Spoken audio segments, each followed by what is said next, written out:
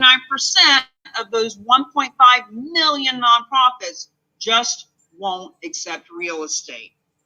So the solution is a specialized nonprofit that exclusively accepts gifts of real estate. So if we think of the American Humane Society, their mission is to help animals.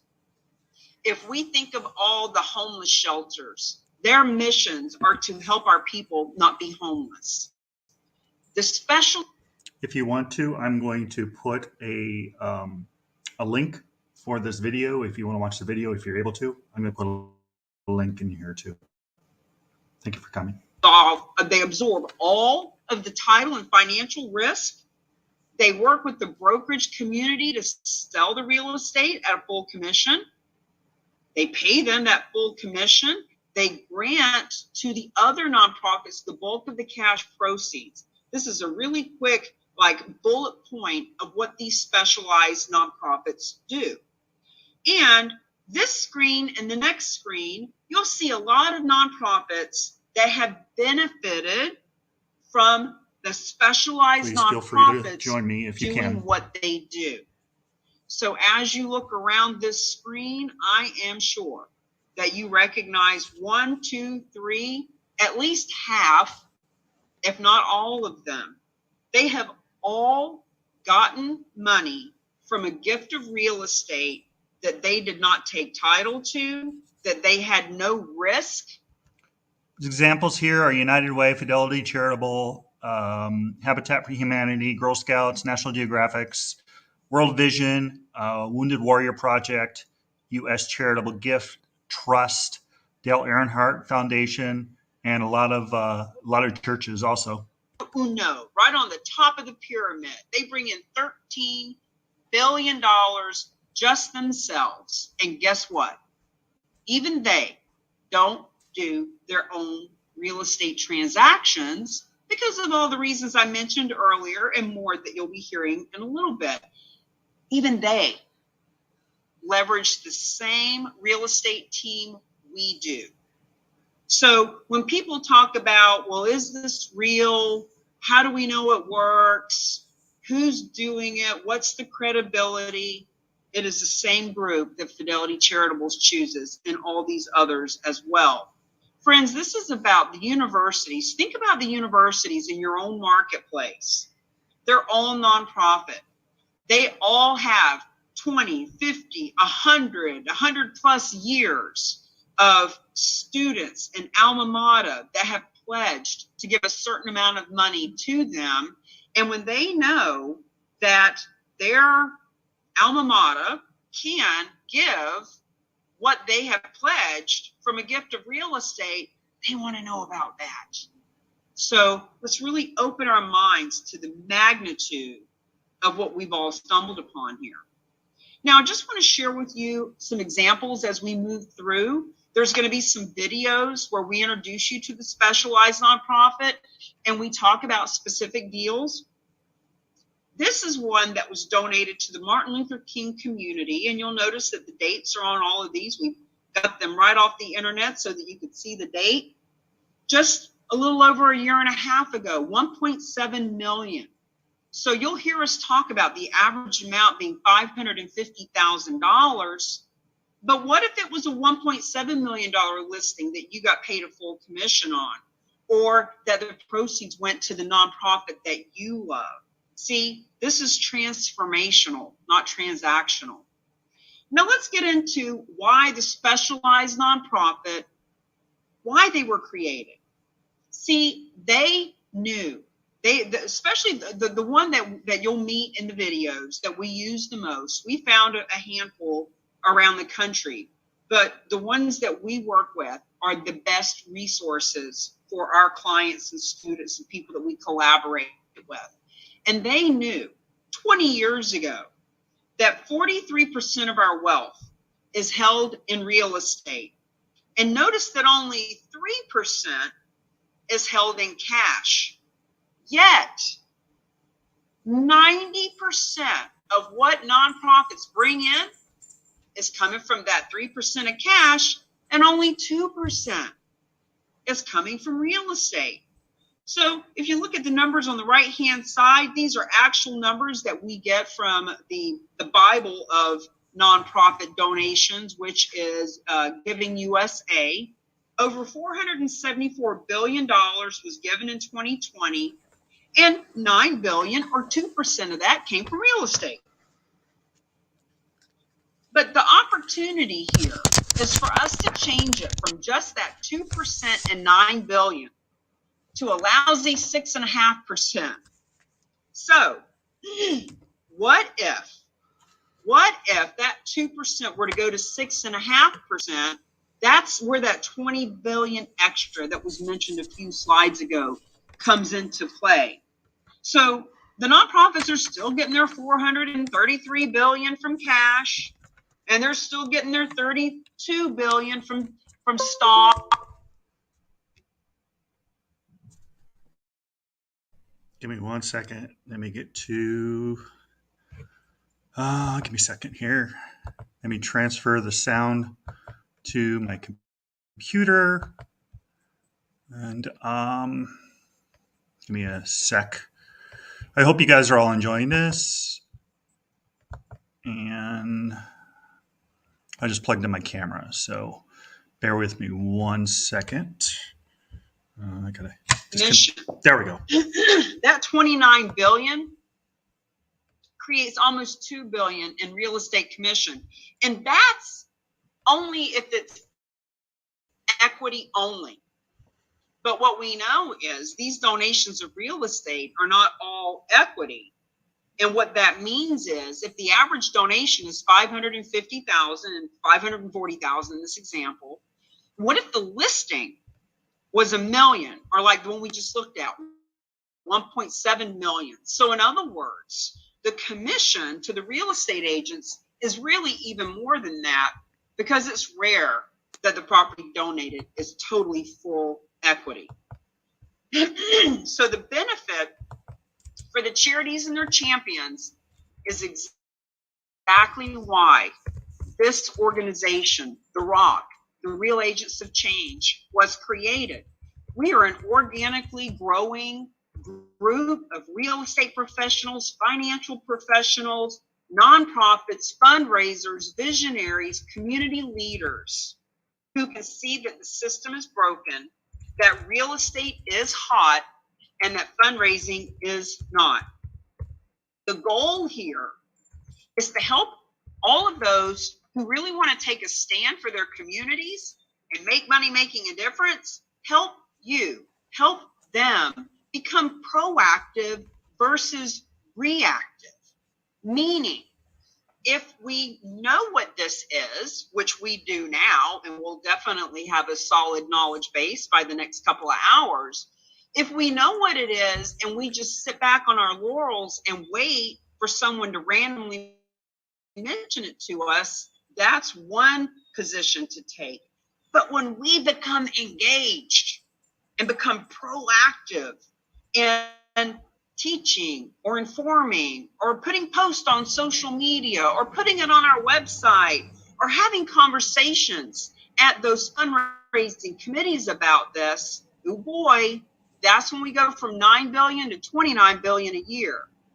So just to give you a little bit of background about why I even saw this, like, this has been around for 100 years. We didn't invent it. We did not invent donations of real estate. We did not invent specialized nonprofits. They've been around for 20 years.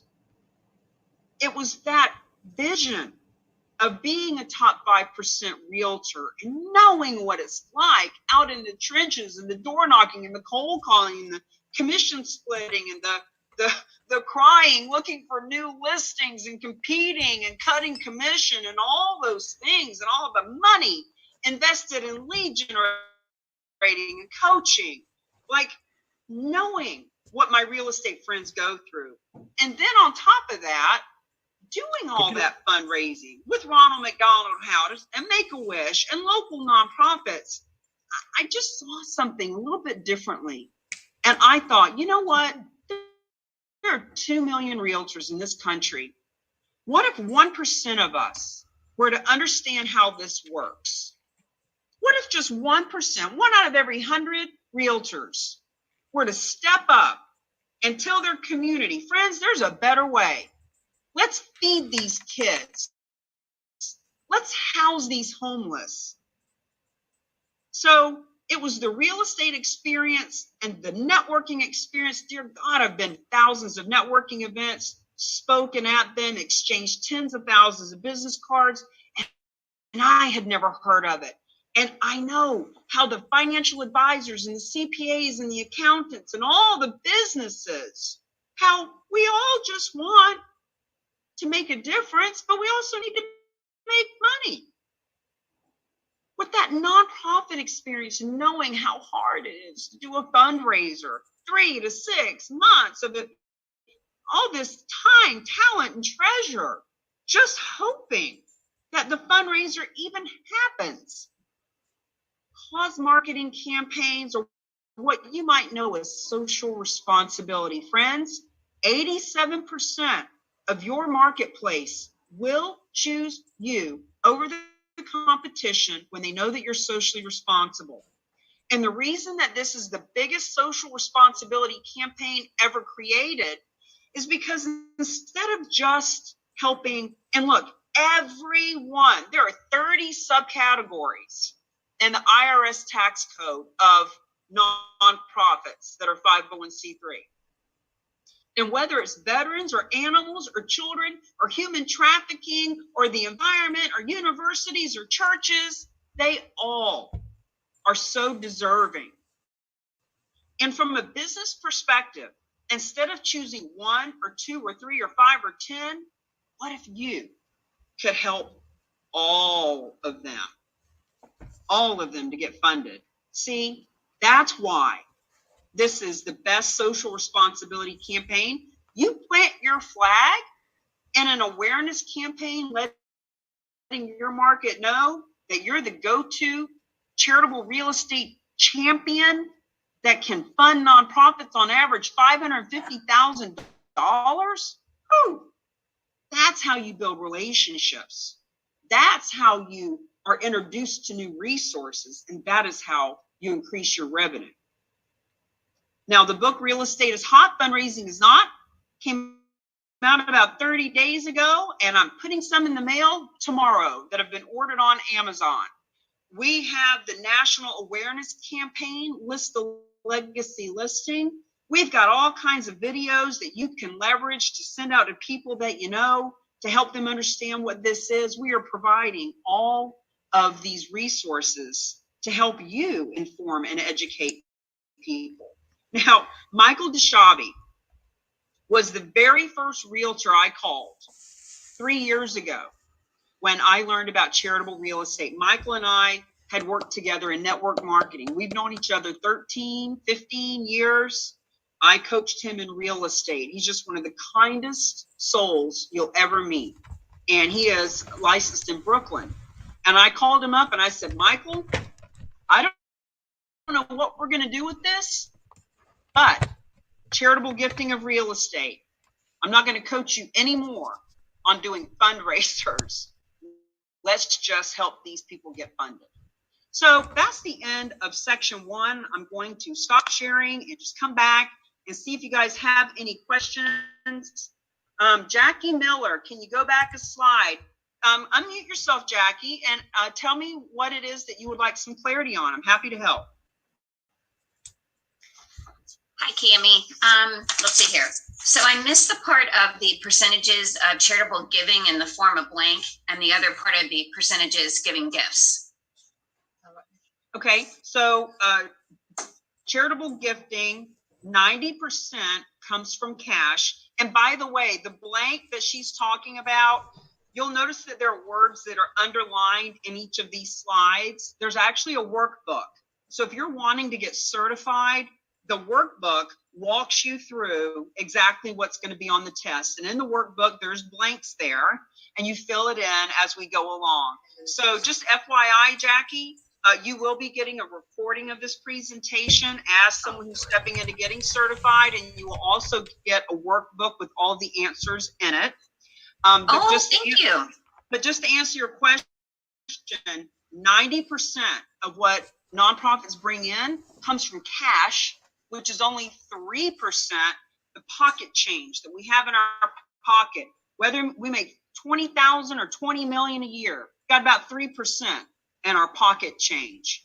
But 43% of our wealth is held in real estate. And that is why charitable gifting of real estate, the proceeds will always be a better way to fund our nonprofits than cash. Okay, that answered it. Thank you so much. You are welcome. Anybody else want to ask a quickie? I have a question, Cammie. Sure. What was that statistic you gave? Was it 80% of people will choose an agent that is for social justice?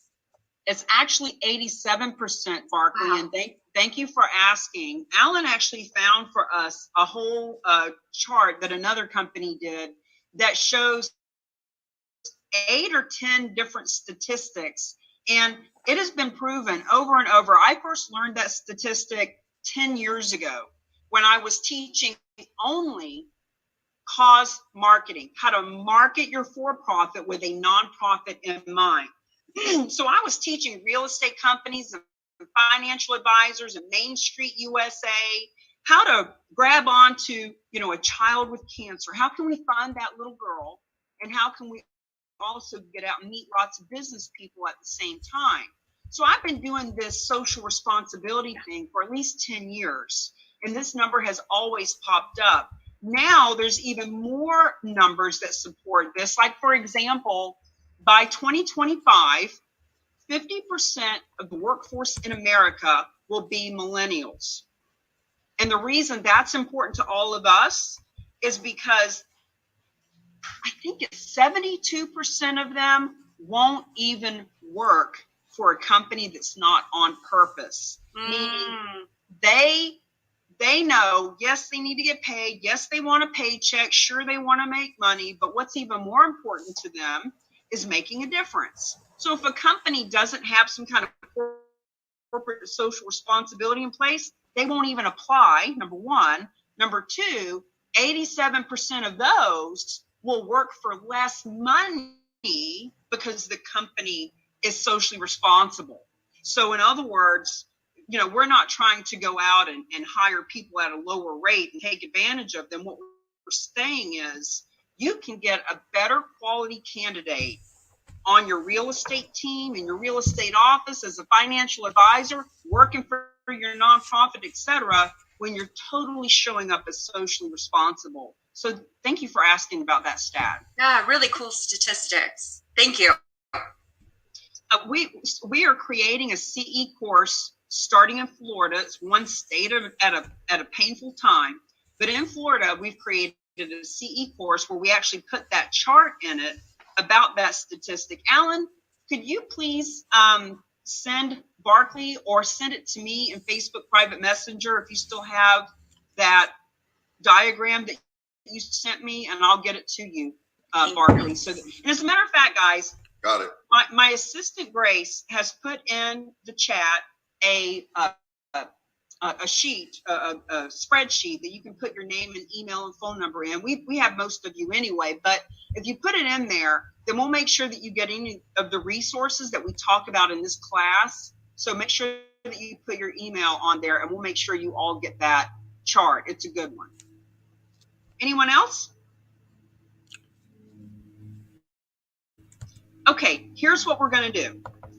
I'm going to share, or Grace, do you have it queued up to share success story number 1? Cammie, I got people on Clubhouse also. Awesome. Just let me know over in the chat, Sam, if I'm rambling and you've got somebody that wants to ask a question. I'll go over and check it at every break. Absolutely. Thank you, Cammie. You're doing wonderful. You're welcome. Grace, do you have the success story to share? What we have right now, guys, we've got many success stories of land, residential, commercial. The story is about where the donor. Don, Pamela, please feel free to share with your people. gone year in mortgage, you definitely want to see what we're doing here and how we're basically. There's three parts of this, but you'll hear about this. Do you have time to stay here? I'm going to invite you up to stage real quick here. Hey, Don, how are you? I'm doing just fine, thank you. Fantastic. I want to invite you up to stage. I'm doing, this is charitable gifts of real estate to nonprofits, and everyone needs to know about this because it's been going on since 1917, and it's an amazing opportunity for those that are connected with a lot of those folks that have high net worth that would give a piece of real estate to nonprofits. Hold on a second. They're doing a video. I'm going to go back to this real quick. We are speaking with Bruce Yes, Geis from Realty Gift Fund, talking about another case study where a donor has donated real estate to benefit the nonprofit world. Bruce, tell us our story for today. Okay. This is an interesting one because it's a case of a nonprofit who was a late donor 2021 to us. First time they'd ever met Realty Gift Fund. And we stepped in and fulfilled a need they had. They had a donor with 13 pieces of property. They wanted to get off their books and donate by December 31st, 2021 to benefit this nonprofit. And we took a call on a Sunday afternoon and we said, absolutely, would be delighted to do this. Ultimately, that donation led to a check going to that nonprofit for about $408,000. It took about, I think the check went out in late March. We had to sell 13 pieces of property to get there. Here's the interesting part for us. This nonprofit immediately, as this was underway, started marketing gifts of real estate. And now we are under contract to do the second deal for them, which is a residential condominium in Carmel, California, owned by a woman who actually lives in Berkeley and is never going to use this property again. It was gifted to her a long time ago by her mom. It's in a senior community that she is not going to move into. And so she has made a gift to us, and we are going to sell it to somebody who wants to live in this senior community. We have run the math. We have talked to our broker. We have talked to our title company. We know that we need to invest $20,000 to get it ready for the market. And we believe that we are quite easily going to net for this nonprofit $600,000. Here's why this is an interesting story. We didn't know this nonprofit December 1st. Here it is, late spring the following year, and we're about to do $1 million worth of donations for this nonprofit from 2 pieces of donated property. That, I think, is a good story. Amen. That's a great story. Now, you mentioned that this nonprofit got proceeds from a gift of real estate, and they're like, oh, okay, we didn't even know this was possible. And they started marketing to their donors that they could. Do you know what they were saying to their donors? Do you know what the marketing piece looked like? I have no idea what the marketing piece looked like. We have been awfully busy in this first 5 months of the year, just keeping up with our work. I know that they got underway with their marketing almost as soon as we signed up to do this deal with them. So by January 1st, even though we hadn't sold the first donation that delivered the charitable funds to them, they were anticipating how well this deal was going to go. So, interesting. Fascinating. Imagine that. A nonprofit was told, hey, there's a donor that has real estate. We are going to handle the transaction. You don't have to do anything. Doesn't even matter what the address is. Don't worry about it. But we just want you to know how much money you're going to be getting so you can start planning what you're going to do with $400,000. And the nonprofit said, What? We're getting 400 from what? From real estate? They started talking to their other donors. Hey, friends, we just learned we can get funding for real estate. Just want to let you know, you got any real estate laying around? And bam, another woman comes to the table and says, yes, I do. Friends, that's how it works. You're turning key number 1 right now. Learn. Key number 2 is lead generation. And that nonprofit turned key number 2 very quickly and easily. Questions, comments, concerns, or shall we jump on in to section 2?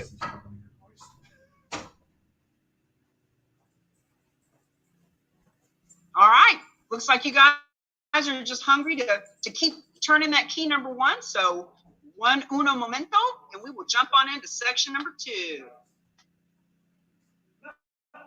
And they were Okay. Please feel free to put it in the chat box. Guys, this is a lot more fun for me and for you, and a lot more interesting, and it creates a lot more knowledge base when we get some interaction going on. So please feel free, pop in the chat. What would your nonprofit do with $500,000, or in this case, $1 million that we just heard about from this nonprofit? It's got 2 donations. Who is the nonprofit that you love? What marketplace are you in? Share your phone number and your email. You know, like we said earlier, people that come to this, we only attract really good, generous, heart-centered, savvy business people, and those nonprofits that are visionary and wanting to do something different in the world. So don't be afraid to share your information. This is how that nonprofit got the second donation of real estate, is by sharing who they are and how real estate works. So just be engaging, please. Okay, benefits and strategies. Let's start breaking this down a little bit, okay? Here's how it works. There are 3 stakeholders, or what I like to think of as the triangle of trust. The first stakeholder involved in charitable gifting of real estate is the donor of the real estate, which could be a private individual or a corporation. Guess what? I learned in Giving USA book that I believe it is 82% of all donations come from private people, not even corporations. So there's donors, okay? The second of the 3 stakeholders is the advisory community. So when I say advisory, just think to yourself, who advises others about real estate? Who is a professional that has some kind of input to advise people who own real estate? Tax accountant, CPA, real estate attorney, wealth managers, real estate agents, advisors, okay? And the third of this 3-legged stool, or trifecta of trust, is the nonprofit themselves, which can be a public charity, a donor advised fund. The door, please. We'll talk about in a little bit. And this is why we call it the triangle of trust, because it looks like this. You got these 3 key people that are required to make a donation of real estate happen. So the donors are a yes. A yes to what? They're a yes to gifting of real estate. $9 billion a year is donated to nonprofits, and experts are saying that $9 billion can and will go to $29 billion when the nonprofits and the donors learn how easy this can be with this third-party credible specialist. So suffice it to say, the donors are yes. You cannot convince someone to give their property to charity.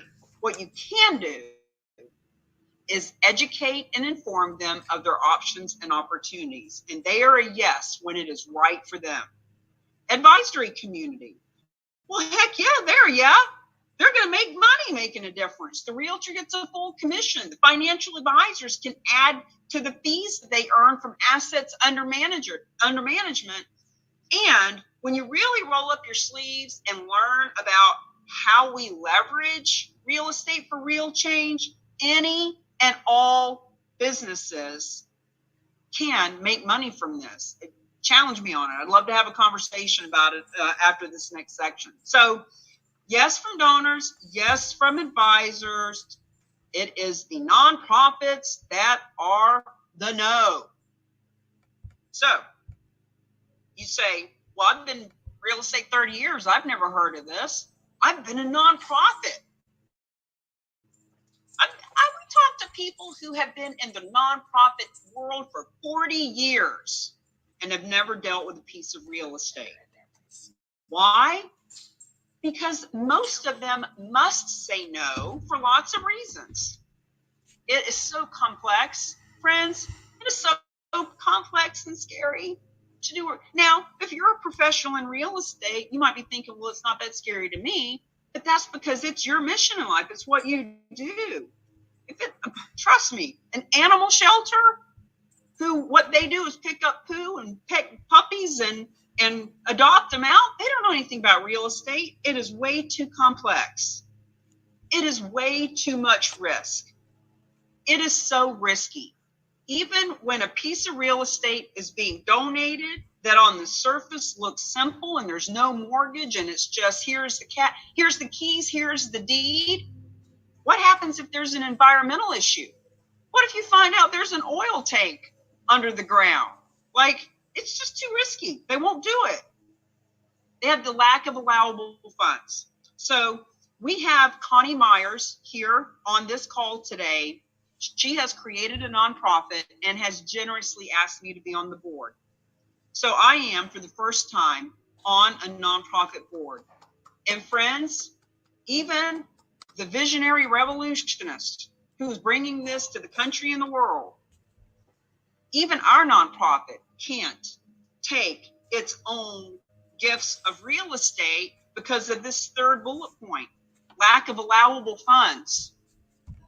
I'm not paying off mortgages. I'm not going to take on the insurance and cutting the grass and filling the oil tank up north, et cetera, et cetera. Friends, these are all the reasons why nonprofits don't and should not take their own gifts of real estate. They lack the expertise. Mission drift. Alan talks about this a lot. I love that he's really wrapped his head around what we mean by mission drift. He loves to support our veterans and our veteran nonprofits because he is a veteran. We have a rescue dog and love to help the animals. He's faith-based and wants to help churches.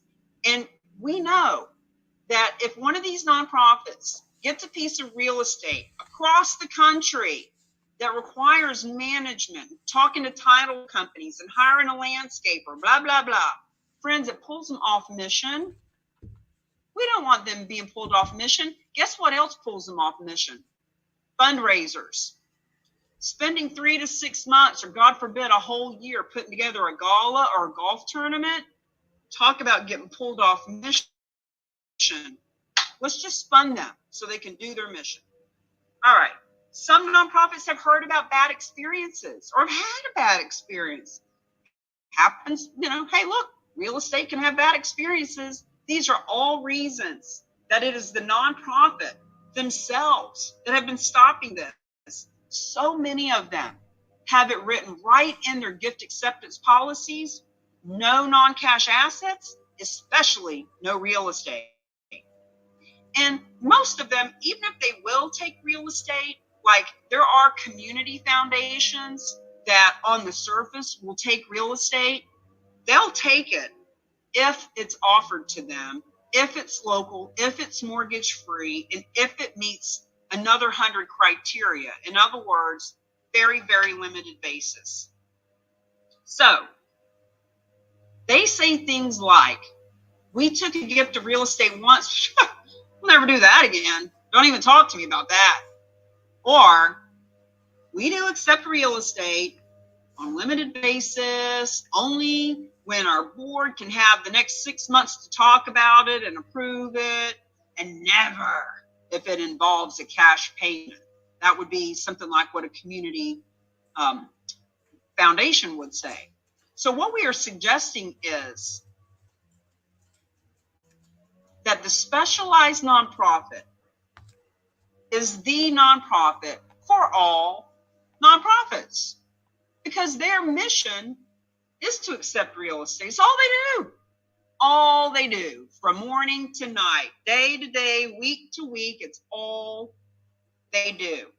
So when they step in to help any and all other nonprofits, you can see how it removes the risk and gives all the nonprofits the ability to confidently talk to their donors, just like that first story we heard. They found out that they were getting money that they were not doing a thing for. There was no risk. There was no out-of-pocket expense. So all they did was to tell their donors, friends, that's all you got to do. So here's what the awakening looks like. Non-cash versus cash gifts. Number one, when a nonprofit is able to benefit from non-cash assets, they grow their endowments at 6 times the rate of those that only accept cash. Dr. Russell James has been doing this research for 20 years. He wrote the foreword for our book. They have looked at the tax returns. They understand how this works. It is time to wake up. It's time for them to wake up. Donors give 3 to 7 times more because they are asset rich and cash conservative. There are these experts all over the country that are helping people understand how this works. No additional donors are needed. Switching to a new type of asset is instantaneous. Let me break that down for you. Every nonprofit has donors. And even Connie Myers, who's on here with us, and she may not have a big list of donors yet because she just got her 501c3 in the last couple of months. You know what she does have? She has dozens, hundreds, thousands of friends in the real estate business who can actually make money from helping her make a difference. So when we talk about switching to a new type of asset, think about your church that has 5,000 people, or the soup kitchen that is doing fundraisers every 3 months, and there's thousands of people in the local marketplace that support them. Those people that are already on their donor list, that is where these donations come from. Now, granted, as we teach people about this, we might have a real estate agent who never heard of Connie's nonprofit, but now that she knows about Connie's nonprofit, she's across the country. We tell her, hey, listen, you're going to get a full commission from any donations of real estate that are in your marketplace. She can help her local church, she can help her local veterans group, etc. But if she finds a donor who just needs the tax deduction and doesn't care who gets the money, well, she can help Connie. So there's so many ways that this is a win-win-win to work together.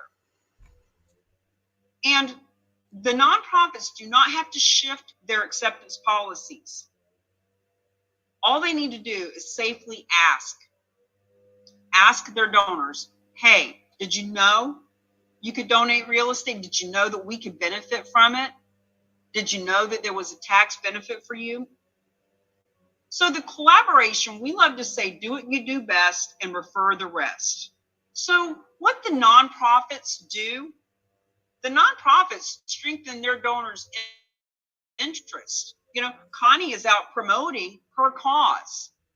And as a matter of fact, Connie, if you're still on, if you want to give it a 30-second commercial when we come back at the end of this section, that's what you do best. What you do best is to promote your own cause and let people know that they can help. They cultivate the emotional connection. You know, whether it's breast cancer or animals or veterans or education, the reason people give is because there's an emotional connection. Sharing the benefits of non-cash gifts is all that nonprofit did in the last story. That's what they do best.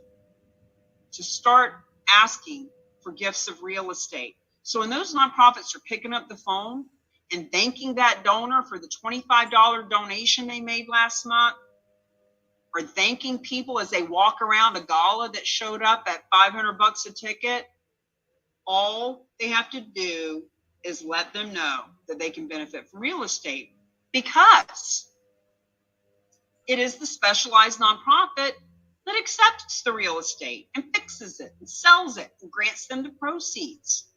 They intervene. They step in. They are the experts to explain the tax benefits and to do the net sheet. They provide all the resources that real estate requires so that the Boys and Girls Club or even Connie's nonprofit doesn't have to worry about who the title company is or how to pay off a mortgage. They solve the complexities. There are lots of stories that we have. Grace, if you can put in the chat, or Alan, if you're listening, therock.com/donations. Friends, do yourself a favor and do not go down the rabbit hole of watching these videos right now. I just want you to know that there are case studies you can watch that show you how these complex deals can happen when you got an expert that knows how to handle them. And then they grant the bulk of the net proceeds to the other nonprofits. 90% or more of the proceeds goes to the other nonprofits. And the RAOC, we help with the systems, the script, and support. See, you're here right now because the RAOC was created to spread the word, to provide information, education, and certification, and marketing and scripting and systems and strategy and strategic calls and alliances. Now, Gene Frederick is the granddaddy of EXP, and I met him about a year and a half ago, and we did a 15-minute interview, and we pulled this quote out. Nobody's doing it.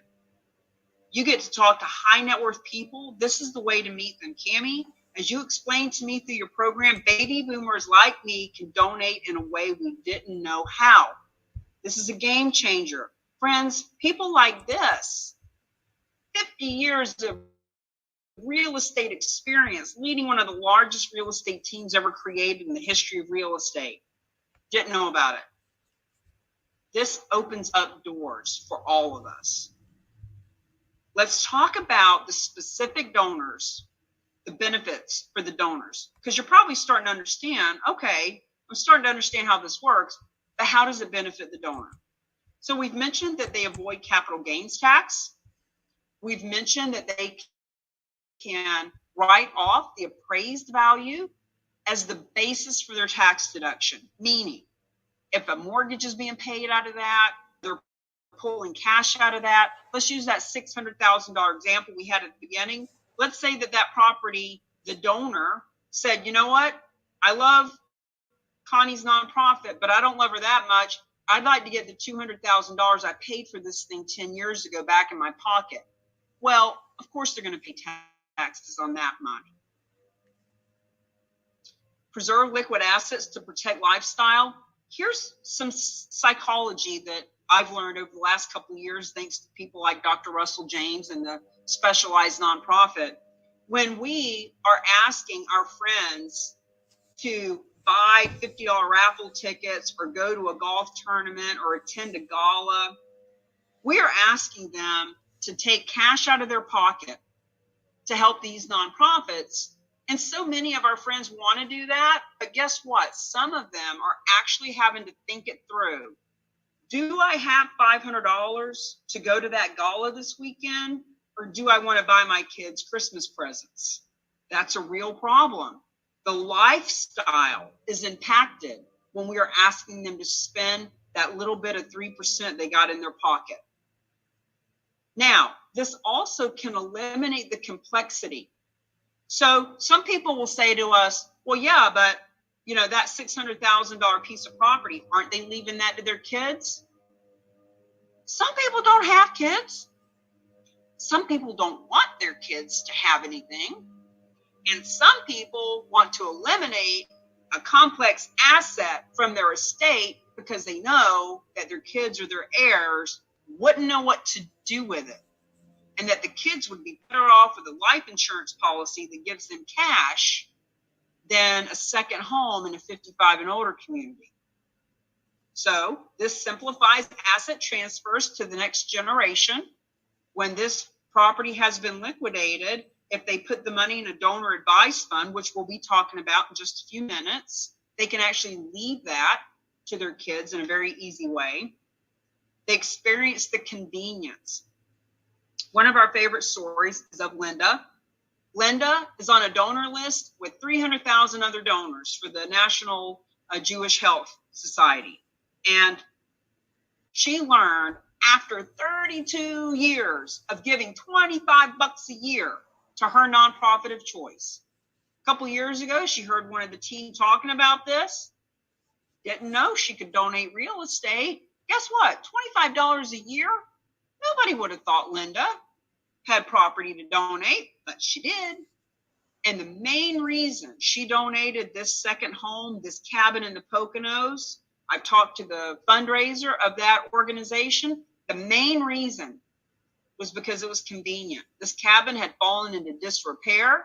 It needed plumbing. It needed electricity. She had to rent a hotel after driving there for 6 hours to go visit it. Friends, it was convenient for her not to come out of pocket and have to fix any of that stuff. They can receive a partial cash payment for any reason. It is called a bargain sale. So whether they need to pay off debt, whether they want a return of that initial investment, whether they want to tailor the size of their charitable gift or purchase that life insurance for their heirs, they call it a bargain sale. It took me a year to figure this out. Well, I was as new to this when I first learned about it as you are today. So let me help you with a couple of these things. Bargain sale sounds like bargain basement. Sounds like a fire sale. No. That $600,000 property from the beginning of the presentation. If the donor says, I love Connie's nonprofit, I don't love it that much, I want to get my $200,000 cash out, the specialized nonprofit gives them $200,000 because there's $400,000 of equity, give or take commissions and other expenses. So that is called a bargain sale because in essence, the nonprofit is buying the $600,000 piece of property at a bargain of $200,000. So now they have a $600,000 piece of real estate that they bought at a bargain of $200,000, and when they liquidate that asset, it is the equity that goes to the nonprofit world. Clear as mud? Okay, you might be saying, well, I'm impressed. There are a lot of benefits here. I completely clueless about this a little bit ago, but now it's kind of starting to come together. But who are these people that would donate their property? Well, this is a couple in Arizona, as you see from the date, October 2021, $125 million in real estate donated at one time to the nonprofit world. Sit with that for just a second. When people say to me, well, I don't know anybody that would donate real estate, my response to that is, well, maybe you should fix that. Maybe you should know people like that. Maybe this would be a great way for you to meet those kinds of people. Maybe your nonprofit deserves to meet those kinds of people. Maybe as a real estate agent or a financial advisor or any other advisor, maybe it would be smart to add these kinds of folks to our center of influence. Now, to take it a little bit step further, a couple of numbers for you. 80% of people who donate real estate do it for altruistic reasons, meaning they love animals. They are a veteran. They want people to know the Lord or to not be homeless or to be saved from human trafficking. They do it because it's the right thing to do. Now, 20% of them do it because it's a great tax strategy. Granted, 100% of them get the tax benefit. So just remember that $9 billion is currently donated to nonprofits this way at an average of $550,000. So the fact is, it is happening. It's just a matter of, are you part of it? Do you want to be a part of it? Do your causes and communities deserve to get this kind of funding? And how would it help your career and your companies to be a part of it? So either way, what we want you to know is that they, the donors, want to do it. This has nothing to do with convincing people to give real estate away.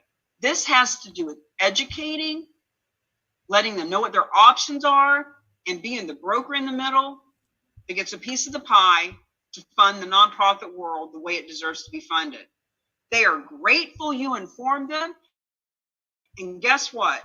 Even if you're talking to someone with multiple pieces of property, multiple hundreds of millions of dollars of net worth, even if you educate them on this, and even if they don't want to donate a piece of real estate, who do you think they're going to look at as the advisor, as the strategic partner, as the person that they're going to introduce to their friends and relatives and family? They're grateful that you informed them, and they will be eager to learn more. We've got tons of videos that you can share with everyone involved. We've got something called the Charitable Real Estate 101 that we do on Wednesdays at noon. You can sit in tomorrow. You can bring, like if you're sitting here thinking, holy cow, my friend Rhonda needs to know about this. My real estate agent Bill needs to know about this. That nonprofit that I love so much and the committee that I sit on, they need to know about it. Awesome. Tomorrow at noon. Alan, could you please put in the chat, or Grace, therock.com/101. That's how you get them this information. Now, where do you find these donors? Here's what we want you to know. We're not going to get into this right now, not right this red hot minute, but we want you to know that you already know them. We're going to help you to identify and access them, whether you're for-profit or nonprofit.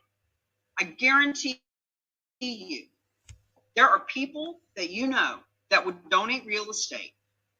And there are people that you know that won't donate real estate, but that will introduce you to somebody that would, because they've never heard of this before. And we're going to help you with that. Okay, put that down for a second. As far as the donor goes, don't worry. We're going to get into who to talk to and what to say at the end of the class today. But right now, let's focus on how the nonprofits benefit.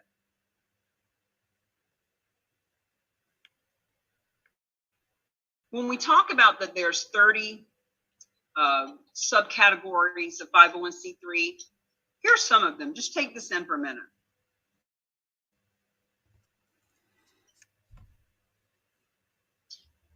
This is why the Real Agents of Change was created. Because there's so many people that need to have a voice, and we can be the voice for them. Whether you're doing it because it's the right thing to do, or whether you're doing it because it's a smart thing to do and you want to attract 87% of your population, the good news is it doesn't matter. Because regardless of your intention, nonprofits are going to get funded from this period. So whether you like it or not, you're going to be helping your community. And typically, those that we attract are here because that's exactly what they want to do. And they get paid. So that's a little bonus. Now, this is Deborah LaPlante. She came into our group in January, I believe it was.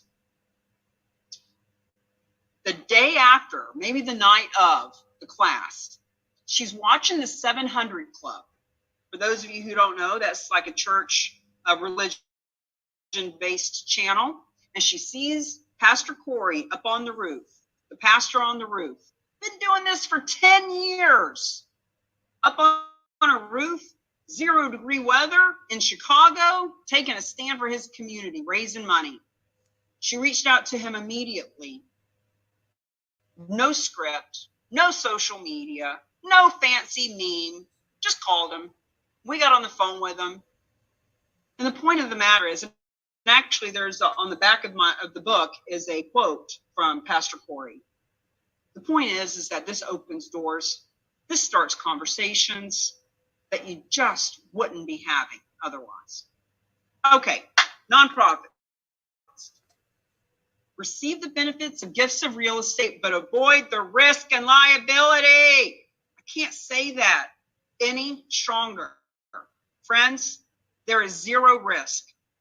Remember back at the beginning, for those of you who popped in and out, if you didn't see this, let me tell you now, there was a warning that said you can't unlearn what you're going to learn in this presentation. And the fact is, you've just learned. Yep, your nonprofit, the committee you sit on, the church you've been going to for 20 years. All of that can benefit with no risk and no liability. And for us to know that and not share it with them is the biggest form of hypocrisy and disservice imaginable. I can't imagine knowing this and then sitting in a fundraising committee and not speaking up about it. It's one of the benefits. Embrace your donors' best interests. Allow the gifts they want to give of appreciated assets. Here's the thing.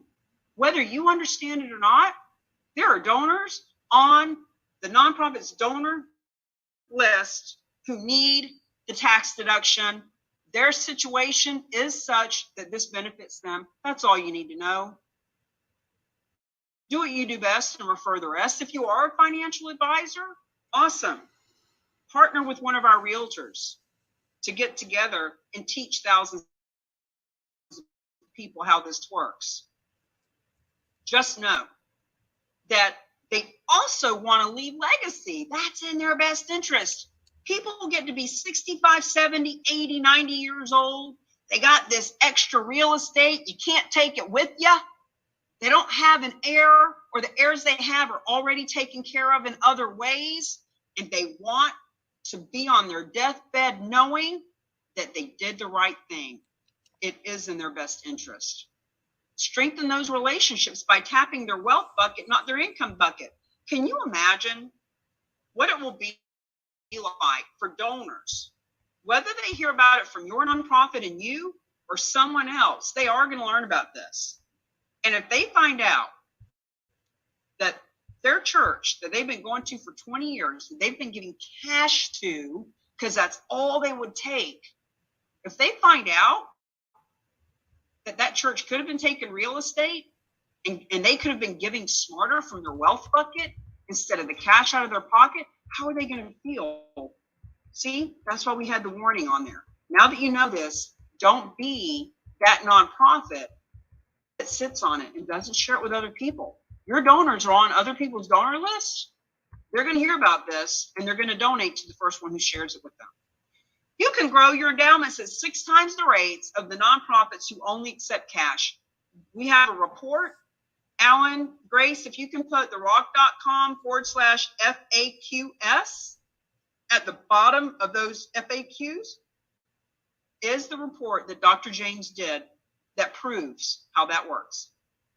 Guys, these are some numbers that you've already seen before. It is proven, not only is it proven that donors who give real estate can give 3 to 7 times more than the ones who only give cash. Dr. James told me that the average person who donates will donate a second time when they see how easy it is and how beneficial it is. And they start giving more cash. So that woman, Linda, that I shared with you a bit ago, who was giving $25 a year for 32 years, then she donated her cabin in the Poconos, and the fundraiser from that nonprofit told me she gives $500 a year now. It's a psychological shift that happens, benefits the nonprofits. Expanding those numbers of major gifts from the donors that are already on their list. That picture that we showed of Hallie, who is the executive director of the Haven, standing there with the real estate sign. She told me one of the things that went ding, ding, ding in her head when she learned about this is, wait a minute, the donors we already have, like, we don't have to go out and find new donors. This isn't some magical unicorn of a narwhal that we've never met that may or may not exist somewhere out in the ethers. These are people on our donor list. Yep, they sure are. Okay, I would say this is my favorite topic, but they're all my favorite topics. It is such a win-win-win for everyone. I can't pick. However, as a realtor myself, as someone who's been out beating the bushes since I was 8 years old as an entrepreneur, looking to make money out in the world, looking to stand out and be different, I love that these are the benefits, not just for our advisors, but for any businesses that get involved with us. So real estate brokers, look, every one of you is a real estate agent. The majority of you are a realtor, but there are 2 million at any given time. What can you do to elevate yourself to an advisor, to someone who helps people give smarter? As a matter of fact, when you get the book, Real Estate is Hot, Fundraising is Not, you'll see a page in there where we give you some examples of what to say when people ask you what you do so that you can stand out. You can switch your focus to a seller that is not emotionally attached. Here's what we mean. If you're a real estate agent, you have experienced this, and if you haven't, you just haven't done enough business. That client, elderly man or woman, has 4 kids. Every one of them's got their finger in the pie. They all want to tell you how to do your job. They are fighting amongst each other. You get an email from this one telling you what to do, a text from that one. Everybody's emotional. They're all hung up on idiosyncrasies of the photos and all that stuff. How about if you just never had to deal with that stuff again? See, when that emotional seller donates the real estate to the specialized nonprofit, it is the specialized nonprofit that becomes the seller who hires you at a full commission. That's why we can guarantee that you get a full commission, because in essence, they are the ones that are hiring you. Non-emotional, business savvy, 40 years each of real estate experience. Just do your job and you'll get paid for it. Full commission on the listings. Please do not get hung up on that's the only way to make money from this. I mentioned a little bit ago, what about all the multi-property owners and all the CPAs and all the financial advisors and all the wealthy people and generous, heart-centered people that you'll meet because of this conversation that will want to introduce you around? Oh my God, I've been introduced to 500 people from one real estate agent here in Sarasota. Jessica Peterson is introducing us to every financial advisor, CPA, nonprofit, heart-centered business owner, realtor, broker, because of this conversation. It's so interesting. So don't get too hung up on just that one commission. This opens the floodgates to add people to your center of influence in a massive way. Let's talk about the financial advisors. Moving a hard asset to assets under management, AUM. Financial advisors, they get compensated in many different ways. One of the ways is when they have assets that they manage. One asset they cannot manage is real estate. When we help them see how we can help to liquidate that hard asset of real estate and put $1 million into a donor advised fund that they can manage and get paid to manage, friends, business development, making money, making a difference. Preserve the next generation of clients. So that $600,000 property that we talked about, the people who own it, John and Mary, are elderly. And what if they took that money that they got from that hard asset and they put that money into a donor advised fund, which we're going to talk about next. And that donor advised fund that now grows interest and has been a tax write-off can be left to John and Mary's kids, that they can then, when the financial advisor who has that money under management, now those kids already have a built-in wealth manager who are more than likely to keep that person as the wealth manager because all the hard work's been done for them. That's how it preserves the next generation. Now, for all of them, all of us, all of the business community, we can all be certified charitable real estate specialists. It's another designation. People love to get their designations. CCRES helps you to become proactive, helps you to market right on your website, right in your emails, right in your social media, right in your conversations when you go to networking events. You're becoming proactive, right? Key number 2, lead generate. Strengthen relationships with existing clients. Oh boy, are people fickle and move around? If you think that just because they bought their house from you 2 years ago, or just because you've got some money under management with them over there, etc., that they're just going to stay with you forever, you're crazy, because they're always looking. They're always shopping commissions, etc. But when you have the only designation in your marketplace, now don't get me wrong, by 2025, the goal is to have charitable real estate divisions, charitable real estate specialists, charitable real estate champions in every state and every marketplace. But right now, you are the only one in your marketplace. Get that first mover's advantage before there are 5, 10, 20, 100 more in your market. Gaining access to new clients. Look, everybody knows a realtor. Everybody knows 10 financial advisors. Everybody knows a dozen nonprofits.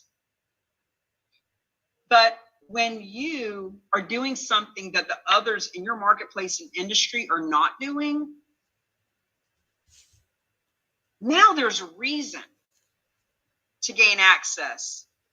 That country club, that gated community, that senior care living facility that has had their own realtors for the last 50 years, here's what I'll promise you, they don't know about this. When you come in and educate those people, you've just gained access to new clients. Leverage marketing with charitable success stories. So therock.com/donations, my YouTube channel, Charitable Real Estate Success Stories. You can share those stories until you have your own stories to show people how it works, why it works, how you can help it work for them, no matter what the situation is, and just basically expand your center of influence. Now, I'm going to get in the weeds for just a minute around donor advised fund, because and look, I like to be vulnerable and real and tell you my struggles with this so that I can help you shorten your learning curve from the 18 months that it took for me. Let's shorten it down to this 3-hour period for you. Financial advisors initiate 65% of all major gifts. And their favorite nonprofit is the donor advised fund. Now, don't worry, other nonprofits, because when financial advisors work with us to liquidate that hard asset of real estate and put it in a donor advised fund, it is a fund that the donor can advise how they see fit. So people like Connie who are on here, when you make buddies with financial advisors who have clients with donor advised funds, you've just opened up a door key. Remember the keys? We've got all these keys going on. This is the key to lead generation. This is the key to listing and liquidating donations of real estate, etc. These donor advised funds are full of hundreds of thousands, millions of dollars, billions of dollars, 13 billion to be exact, with Fidelity Charitables just as one of them. And all of that money, the only way it can be leveraged or accessed is to donate it to other nonprofits. So, fastest growing public charity, charitable investment fund, regulated as a public charity, funded by a donor one time or periodically, which means in this case, now they could fund it with stocks or crypto or a racehorse or big gold bullion. We're talking about real estate right now. So let's say that this donor liquidates that $600,000 property. They need a tax deduction right now, but they don't really know who they want to give the money to just yet. So they put it in a donor advised fund one time, or now that they've set up that donor advised fund periodically. As I mentioned earlier, when they see how easy this is, the majority of the time, a second property is donated even in the first year. Now, these are administered by a qualified sponsor. I'll tell you exactly who they are in a minute. Spoiler alert, I already told you about Fidelity Charitables, largest nonprofit in this country. That's directed by the donor. They grant the money to other nonprofits. So as I mentioned, now that the donor has liquidated this real estate and they put it in a donor advised fund that is growing, they grant it out to whoever they want. They might give 5,000 here, 10,000 there. They might say, you know what, Connie, we love you, but it's a new nonprofit. We're going to give you 10,000 a year for the next 5 years instead of 50,000 at one time. Just want to see how you manage it. See that they can direct how it is advised out. It is an alternative to a private foundation, which is much more complicated and engaging. It entitles the donor to a tax deduction. The fund grows tax-free and grants are made tax-free. The donor can make periodic contributions, which is the same thing as one time or adding to it over time. They make periodic grants. They don't have to give it all at one time to anyone. And they can leave this to their children. Could have millions of dollars in it. And now the children have a way to be philanthropic for the rest of their lives and maybe into the next generation. Any size, any time. Donor advised fund, the advantages to a financial advisor specifically. Now, some of these we've already talked about. The financial advisory community is so competitive. And you may have a big book of business as a donor, as a financial advisor, and maybe all of your clientele are older or getting older. And maybe you're afraid that when they pass away, that you're going to lose all of that money, all of that clientele. This is a way to help secure a relationship with the next generation. They are often allowed to earn fees for managing the donor advised fund. They can't make no money from trying to manage real estate. That's not what a financial advisor does. But when that hard asset's liquidated and put in a DAF, they can earn money from that now. Contributing real estate to a donor advised fund converts that hard asset on which they can earn fees. So here are some of the most popular in the country. Fidelity Charitables happens to be the largest, and they leverage the same team that we do. Schwab, National Philanthropic, American Endowment Foundation is another one whom I did a interview with. It's in my YouTube channel. It's about an hour long. I interviewed the woman who manages 3.7 billion, I believe, with them.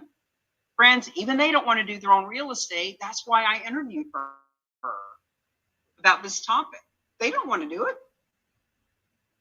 So once again, most of them won't accept real estate. That is why they need a specialized nonprofit too. Now, why do nonprofits and realtors and financial advisors and visionary leaders become champions with us? Because we have the only system and support and strategy to help find the real estate donations. Remember, this is about being proactive, not reactive. If we stop at key number 1, learn. You take this master class, you love the information, you become a specialist only, you're certified and you're on our map, and you get some extra classes every month with Realty Gift Fund, specialized nonprofit, but you don't have the extra strategy and support to actually go find the donations. We are the ones that help to handle the real estate donations. This whole thing, partnering, positioning, promoting, we've got this system called the 7 Ps, from purpose to payoff. And right in the middle of it is teaching you how to position, partner, and promote dozens, hundreds of for-profits, nonprofits, locally, regionally, nationally, whatever works for you. You just got to take action, but we can't take action if we don't know what to do. So it's our action steps. We have the only national database, as we talked about a little bit ago. Now, look at the date. This is on the market right this red hot minute, 7.5 million. And look, I love these photos. This says, without me saying it, but I'm going to say it anyway, we are not looking for contaminated real estate that people can't get rid of, some landlocked piece of 1,000 acres in the middle of Texas with no road to it that they can't give away. We're not looking for depressed or distressed property. Hey, sometimes that kind of property is donated. But when people say, well, how about probate? Well, let's turn our attention in a different direction. How about all of the abundance and the wealth and the beautiful human beings that we would like to surround ourselves with who happen to have real estate like this? Friends, this is a gift of real estate. This is what you get paid a full commission on. This is what your nonprofit can get funded with. This is our national database, and it's growing every day. We just added a new state today. Vermont is now on the board. So little by little, if you see your state, awesome. If you don't see your state, that's even better, because you'll be the first one, and you can always market yourself as the first charitable real estate specialist or champion in your community. So, end of section 2. I am going to look over in the chat. Please unmute yourself and feel free to jump on in with any questions while I look and see what I can answer over here. Congratulations. Woo! For Vermont. That's fantastic. Yeah. What's not to like? Right? I hear that. I'm just going to go back up to the top here and see. Feel free to ask any questions, guys. I'm just reading through. So Jackie wants to help nonprofits for foster kids. Guys, almost every week I talk to someone who's starting a new nonprofit to help foster kids. I was adopted. Thank you for your service. And it's very competitive. They need help. Let's get them funded. Cammie, can you make your slide bigger? No, I can't. I'm sorry. Beverly, that's as big as it gets. My fault. I fixed it on my end. Okay. See, Connie knows the language now. She says, my nonprofit will be able to provide 16,667 Go kits for elementary school kids. Connie, would you like to hop on and just give them the 30 seconds of what your nonprofit is? Yes, thank you. And thank you, Cammie. Thank you so much. Yes, my nonprofit is designed to help get our country better prepared for disasters. And that includes getting Go Kits in the hands of children, because if we get the Go Kits in the hands of children, then they are going to also have their parents be more informed. And my goal is to help 30 million people be better prepared for disasters and other types of crisis. Fabulous. Thank you for being here. I think this is Connie's third time. Anything.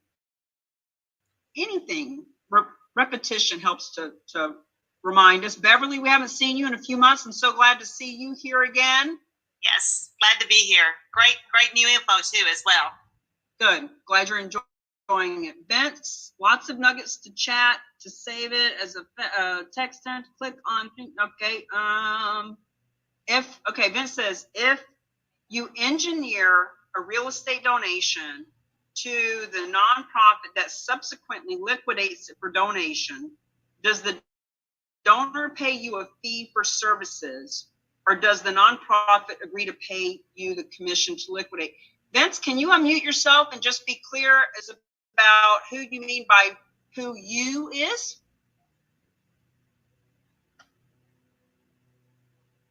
I'll answer it as best I can without the conversation though. So, specialized nonprofit. If you are a real estate agent and you introduce them to the nonprofit and or the donor, and the property is in your marketplace, you're getting the listing. Period. End of story. If the listing is in a different marketplace, then you'll get a referral fee for that. And so I don't know if that handles everything. The only service agreement, the only real contract is between the specialized nonprofit and the donor. So the donor comes and goes to, Alan, can you put in therock.com/property valuation? Guys, notice with all these links, we got plenty of support. You just got to stay in the conversation for a little bit. So the property valuation form takes 3 minutes to fill out. Donor then is introduced to specialized nonprofit, who are fabulous. You'll love them. And they are given 2 net sheets. One, if they did a traditional sale and paid the capital gains tax and whatever, based on their own personal tax bracket, etc. And a second net sheet that shows, okay, well, what if they donated the full thing outright? Or what if the specialized nonprofit gave them $500,000? In other words, what their specific dealio is. The donor gets to then make an educated business decision. They are not convinced or sold on this. We got to take our salesperson hat off and come to this with our heart of sharing with people what their options are. And when they make a decision, yes, I do want to do this, I do want to make a donation of real estate, then they sign a contract with the specialized nonprofit that has an addendum. When this property sells, we want 80% to go to the Boys and Girls Club, 10% to go to the veterans, and 10% to go to whatever. In other words, it is written out in an agreement where the proceeds are going to go in the very beginning. Now, the donor got their money. They got their mortgage paid off if that's needed, what have you. They got their tax deduction. Now the specialized nonprofit has title, and it's like hot potato. Got a hot one. Now we got to pass it on over to the realtor at a full commission. When the property sells, just like any other property, only this time, if you're smart, you'll strategize with us and show the world, hey, 123 Main Street, Chicago. When it sells, our church is getting $800,000. Remember the first story? That nonprofit knew they were getting some money, didn't know what state, didn't have the address, and didn't care, but they started telling their donors. So once it's sold and the money is recouped by the specialized nonprofit for any expenses, then 90 to 98% of the proceeds goes to the nonprofits. Specialized nonprofit keeps on average 5.9% of the proceeds to keep their own doors open. It's exactly how it works.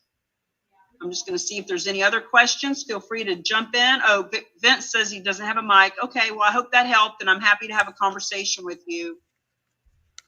Okay, Connie, thanks for being here. Okay, what we're going to do now is I'm going to share the second success story. I think this one's about 7 minutes. And feel free to go to the bathroom and just put it up nice and loud so you can hear it. And if you have any questions, we'll handle them when we get back. See you in a minute. Thank you, Trish, Coach, Kathy, Coach with Nina, Gonzalo. Thank you all for coming. This is so cool. I appreciate all of you for taking the time to learn about charitable gifts of real estate to nonprofits. Welcome to the Real Agents of Change podcast. We love to celebrate and support our nonprofits, those they serve and those who serve them. And the nonprofit of all nonprofits is Realty Gift Fund. What Tracy, is the donation of real estate? I have it on my YouTube. We're going to talk a little bit about a commercial. I have it on YouTube, and I have it on that is underway. And go to my YouTube. Living in Santa Clarita, California is my YouTube channel. I also put it on my LinkedIn as well. To a donor-advised fund. And I'm recording it's here an interesting what story, I can. and it will help explain to your listening audience what kind of deals are possible from a complex set of ownership facts down to a simple donation. And this one has to do with a gentleman who is a dentist and owns a dentist practice across 6 different buildings in the Alabama region. And he is of an age where he is starting to deal with estate issues. He's not retiring, but he's getting his pieces in place. He owns this dental practice. He owns all 6 buildings. He is going to do what many people in that position do at a certain point in time, is sell the portfolio of 6 buildings, perhaps to 1 buyer, perhaps to 6 buyers, and do a sale leaseback where he retains possession of the property to operate his business out of until the day that he's ready to sell the practice to somebody else, which is way down the road. So he has his lease terms all figured out, and he's trying to attract a series of buyers or a buyer to buy these buildings or the portfolio under the terms that he is proposing for a leaseback over a period of time. The term is going to be 12 years. The lease rate is going to be market rate. It's going to be an absolute net lease, which is what investors are looking for, meaning that the tenant pays for all of the expenses of operating the building as well as operating the practice. This is very typical in the investment market that we have grown up in. He would like to make a charitable gift of a partial interest in one of the buildings. And this is what we are negotiating right now, because the entire portfolio is owned in an LLC. And he has to separate these buildings into their own pieces so that they can position themselves to be sold separately.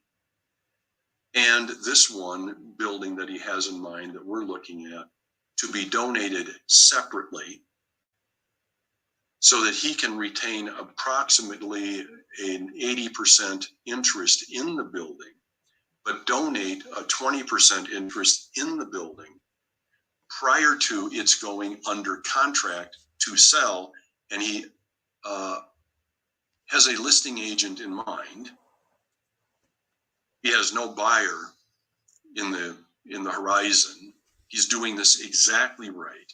He's putting the donation in its proper place, which is before the property gets listed and before the property goes under contract.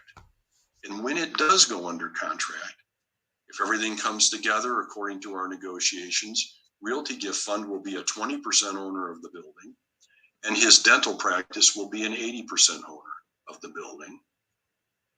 And when it goes under contract and then sells, he will pay taxes, capital gain taxes, on the 80% portion that he has retained, but the 20% portion will pass free of taxes, save all that money to flow through Realty Gift Fund's process to his donor advised fund. And it's a very clever move on his part. Now, this is very different because typically the whole point of donating real estate to a nonprofit is that you donate it to the nonprofit and then the nonprofit sells the property. So how is this one being facilitated where it's being donated or it's being listed first? Because you said he's doing it in the right process. Right. The donation actually will occur. We will go under contract for the donation. And then the property will be listed. And we will be named as a 20% owner and he will be named as an 80% owner. And then the property will go under contract and we will be named as a 20% seller and he will be named as an 80% seller.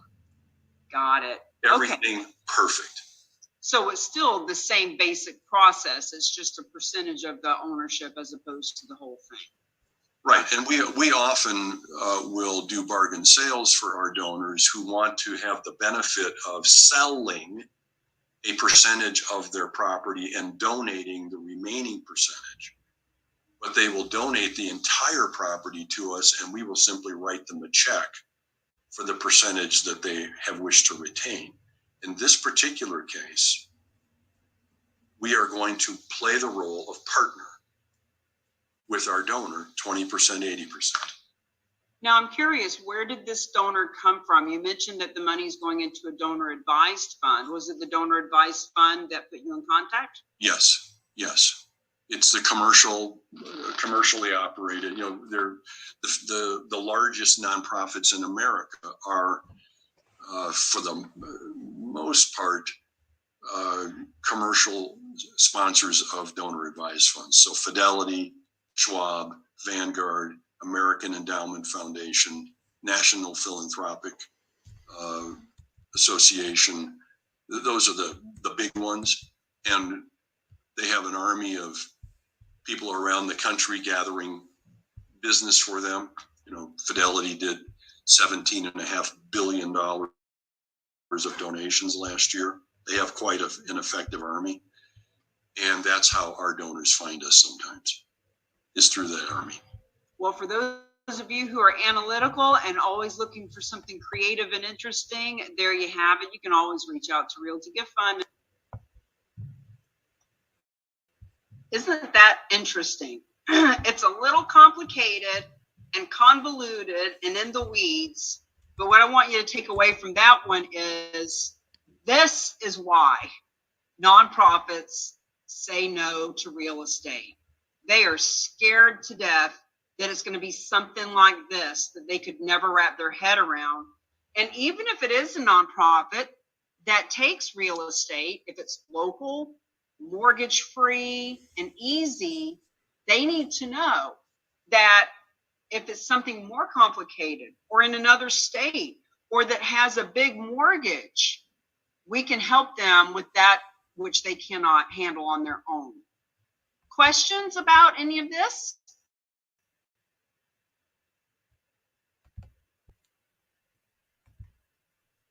Claudia Antel, it's good to see you as well. Salvador, Sal, God, I haven't talked to you in 8 years. Nice to see people popping on. Sherry and Jackie, we met recently in the Clearwater area. By the way, we're back in Clearwater right this red hot minute, and we're looking to do some events. So you ladies that met us a couple weeks back at some of these title company gatherings, reach out to me or Alan, and we'll talk to you about what we're doing here in this area. Hey Sal, you're muted. You want to unmute? You're in Florida now, right? Hey Cammy, yeah, I'm in Florida now. So back to Florida, I say. So yeah, lots of things been happening, changing back to the grind and big things. So it's cool. Now, are you showing up as a real estate agent, a real estate investor? What's your thing? Yes. So, yeah, I mean, as a real estate agent, primarily investor on the side. How do you typically build your business, Sal? Who do you, on your daily grind of prospecting, what are you trying to find? I mean, I do internet leads and get before, etc. Ideal is I'd rather switch from buyers to sellers. So more as a real estate agent than a investor? For now. That's my day-to-day for now, yeah. Just wondering, because when I know who you want to do business with and what you're passionate about, that I can come up with all kinds of social responsibility campaigns that help you make money, making a difference. So, whether you're wanting to be an investor and therefore build relationships with lots of realtors versus shifting your focus as a realtor from buyers to sellers, this is just a conversation that people are not having. So some realtors want to get in front of lots of financial advisors, CPAs, and attorneys, but so many realtors are trying to reach out to those folks. It's the same old, same old. But when you can talk to them about charitable real estate, it just helps you to level up and be someone that they want to have a conversation with. So you can build that relationship with them. So exactly, and that's why, like I said, I'll get back into investing, but that's because again, that's an appeal for people. I see your posts on Facebook that you say there's people, because again, down here in Florida, I'm in Fort Lauderdale, Pompano, etc. And so of course, as people age and all that stuff, so I've been following you doing some of that. That's why I was like, yeah, good. Side out. We've got a guy in the Villages that we're going to be doing a presentation with shortly. We'll do a gathering first of CPAs, attorneys, mortgage companies, title companies, just all the businesses that would benefit from something like this, including the nonprofits that want to get in front of seniors. So Parkinson's, Alzheimer's, Friends of Hospice, etc. Put all those people together first and teach them about charitable gifting of real estate, that it's even possible. And then in December, January, when all of the people come back to the Villages from being up north, when they are repopulated again, we'll have a gathering where those business people who now understand what we're doing can be in the room with all the owners of the property, so that we can all come together and learn how this all works, so that the mortgage and title company can get together with 100 realtors, which helps them. And so that all the donors that come in can learn about the realtors and the CPA that understands this. In other words, we're creating a campaign of social responsibility that helps everyone involved. Just dropping that little pebble into everybody's pond. Any other questions? Or I'm just going to do the next section. I guess I'm just. Thank you. I guess I'm just doing a fabulous job. I'll just keep going. Let me get back to sharing the screen. And now we're going to get into some details, some documents. Let me get rid of this and find out how they come over here. You got to be able to dance and juggle at the same time when it comes time to do a PowerPoint. All right, section 3.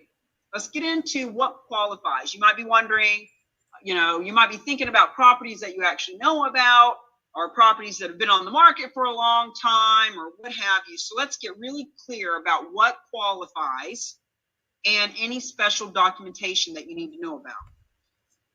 So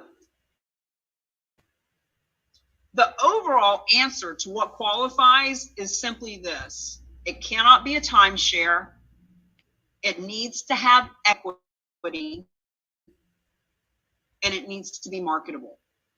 Meaning, back to the conversation earlier about if it's not if it's contaminated and you can't fix it, if it's landlocked and nobody wants it. In other words, there are some properties that may not be marketable right now because the current owner won't build a road to it or won't put that new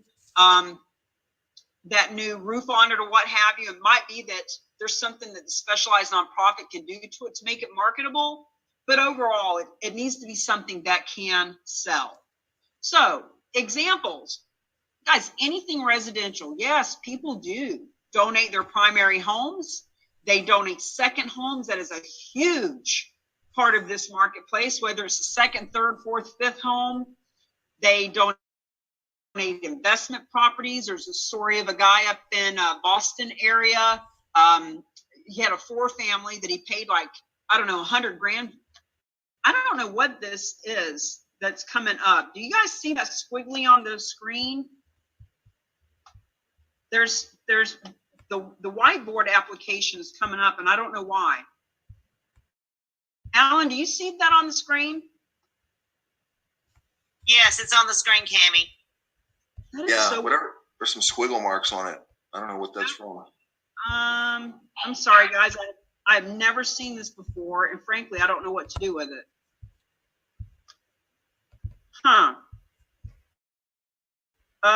Grace, if you are sitting in and can tell me what to do with this, that would be great. Is it affecting your ability to go forward with the slides? It's not. I just want to get rid of it so it's not, so that it doesn't keep happening, because this is the second time. But I'll just keep going, guys. Apologies.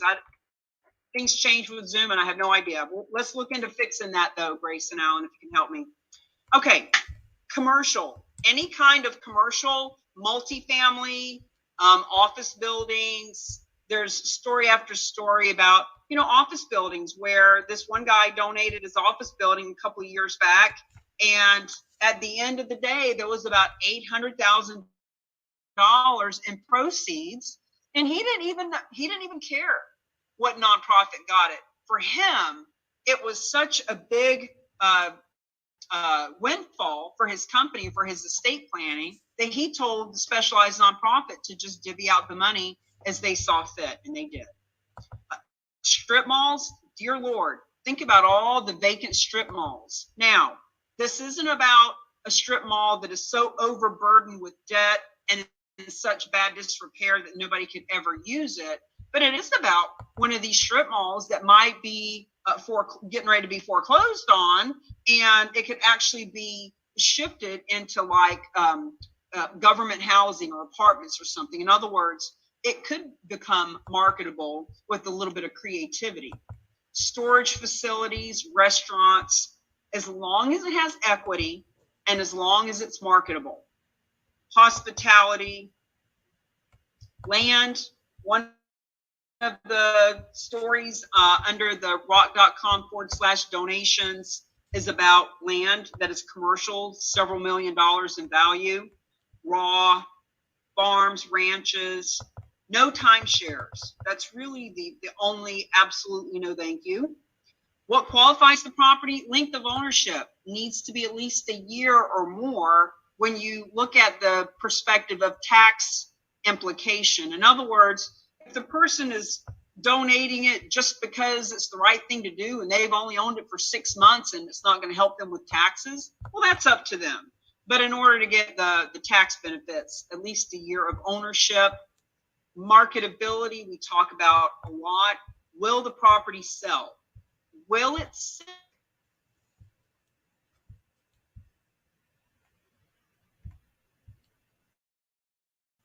Here, looks like somebody hacked. It looks like somebody hacked their thing. So let me. I'm going to see if maybe I go out and come back in. Maybe that'll work.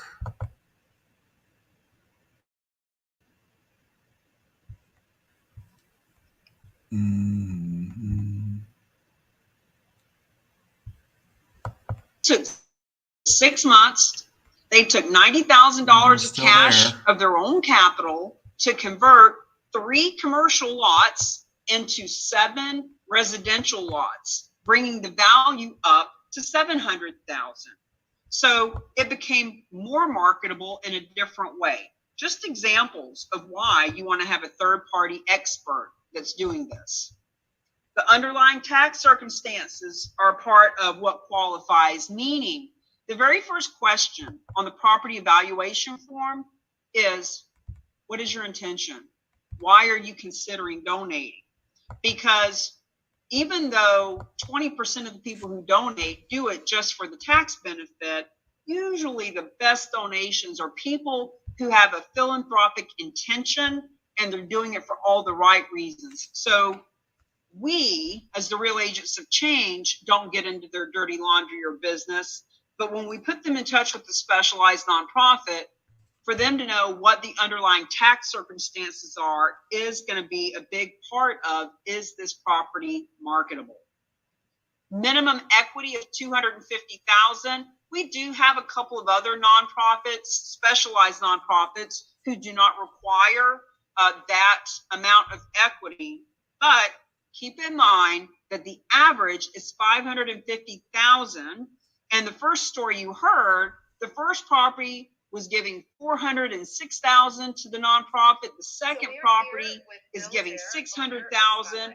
Just so happens you put those together, it's an average of $550,000. But there is a minimum when the specialized nonprofits are getting involved. It really depends on lots of different moving parts. Like, is there a mortgage to be paid off? Is this going to require a lot of capital? Does it look like it's going to take more months than a regular property would? But in essence, the minimum equity is $250,000. Average equity, $540,000, $550,000. Actually, last year, we need to update the slide. Last year it was $557,000. Maximum size is unlimited. So I haven't seen any that were, in the hundreds and hundreds of millions of dollars, but I have been told many times that the maximum size is unlimited. Now, what are the required documents? I'm so sorry about this image. If I could get rid of it, I would. I'm really sorry. That's embarrassing, but I can't help it. Okay.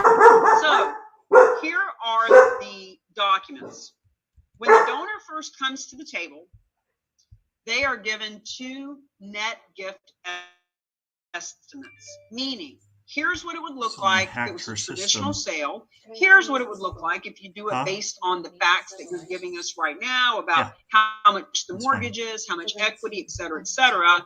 And when they decide to make the donation, the net gift estimate is the guiding document from beginning to the end that has the donor's property in contract with the specialized nonprofit, which is what guarantees you, the nonprofit, the realtor, everyone involved, that the nonprofits are going to get the money that the donor wants them to get. Donation agreement. So the donation agreement is simply, here's the deed, here's the keys, signing an agreement of donating the real estate. It could be a bargain sale. So it's either a donation agreement or a bargain sale agreement, and here's the difference. If the property is donated completely 100%, that's a donation. If even $1 needs to exchange hands, it is a bargain sale, because at that point, the property is being purchased at a bargain, even if it's $1. So those are the 2 different agreements. Donation disclosure agreement is just like any other real estate disclosure that would be needed in real estate. Okay, IRS Form 8283 is the form that goes to the IRS that gives the donor their tax deduction. It is signed by 3 parties. It is signed by the appraiser, by the donor, and by the specialized nonprofit, because it is the specialized nonprofit that is taking title, taking financial responsibility, liquidating the property, and granting the money to any other of the 1.5 million nonprofits. So in essence, your church, your veterans group, your animal shelter, they are not submitting any forms to the IRS about this. they are getting a grant, but it is not a grant that they had to fill out paperwork for and apply for. It is a grant because the donor designated them as the recipient in the beginning on the donation agreement. Now, the other form, the 8282, which you would think would be the first form because it comes before 8283. But anyway, this one is when the property is sold. It is signed only by the specialized nonprofit. So, for example, $600,000 property we've been talking about since the beginning. At the beginning, the 8283 is submitted. It appraised at $600,000. The appraiser signs it. The donor signs, yep, that's what I'm claiming as a deduction. And the nonprofit signs off, yes, that is the gift that we received. Now, let's say the property sells for $550,000 or $600,000 or $650,000, whatever it sells for. The specialized nonprofit sends that to the IRS as a checks and balance kind of thing. So the donor got their deduction based on the appraised value. Now, if that property had sold for, say, $300,000, well, that would throw up a red flag because that's 50% of the appraised value. There might be something funny or screwy going on there. And that's why the IRS wants this checks or balances going on. Keep in mind that the specialized nonprofits have been doing this for many years. They're not going to take a property that appraises at $600,000 unless it's clear from doing their own research and talking to local brokers that it is, in essence, a $600,000 property. You know, give or take any market conditions that happen, they'll be able to know that it's a property that's going to sell within that 10% range. Another document is the listing agreement and purchase and sales agreements. Friends, this is a listing just like any one you've ever had before.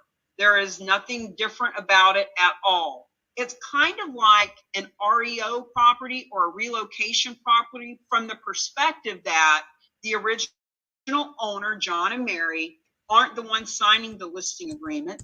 They don't own it anymore. They donated it to the specialized nonprofit, which is what gave them the tax advantage that they were looking for. And now specialized nonprofit is your client and is signing the listing agreement. I'm going to stop sharing and come back in. I think that will clean that up. Okay, preliminary property evaluation. This is the basic property evaluation we put on the screen earlier.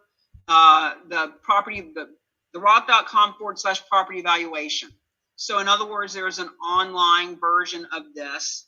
But what we want you to know is it shows the owner's unique goals, information about the property. You know, how much do you owe on it? What do you think it's worth? Things like that. Just like anything, any kind of real estate that would need to be evaluated. And that is the end of section 3. Now, that was the meat and potatoes. That was the key number 1. Learn what is charitable real estate. You got pretty much the knowledge about what this is. If there's something that hasn't been answered, now would be the time to ask it, because when we come back from the next story that we share, we're going to be talking about the difference between specialist versus champion, and Alan's going to walk you through that. That starts to get into key number 2 of lead generate. So what kind of questions do you guys have? And Alan, please let me know via text if you need this presentation shared with you so that you can pull it up, or if you're good. Tammy? Yes. You may want to log out from your Zoom and then redo it with a different password, because maybe that's what is going on. And just send like to all the people that are in our class that you can see on the list that that you know. Okay. Because I think, I don't know if it came, there's hackers everywhere. I don't know if it maybe came from the clubhouse, which probably is my guess. Because there's people that are trollers and hackers that go through there and they visit rooms and then, they like to screw things up. But you might want to add that. Sure. Okay. We'll take that under advisement. Thank you, Sam. Guys, you got any questions? We're going to share the last case study, which will be about 7.5 minutes.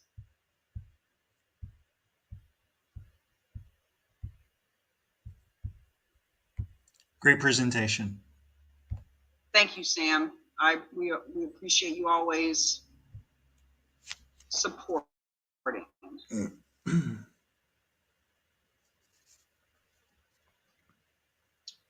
Okay. Well, I'm going to play the last story. Alan, let me know if you need that presentation, please.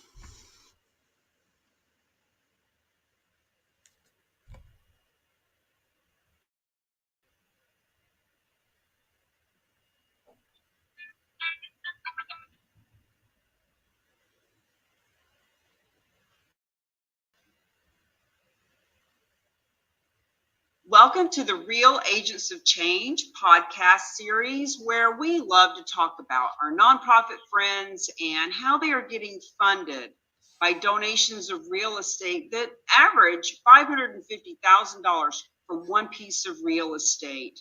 Our favorite specialized nonprofit, Realty Gift Fund. Bruce, what is our story today? I'm going to talk to you, Cammie, about a deal that I was introduced to just a few hours ago.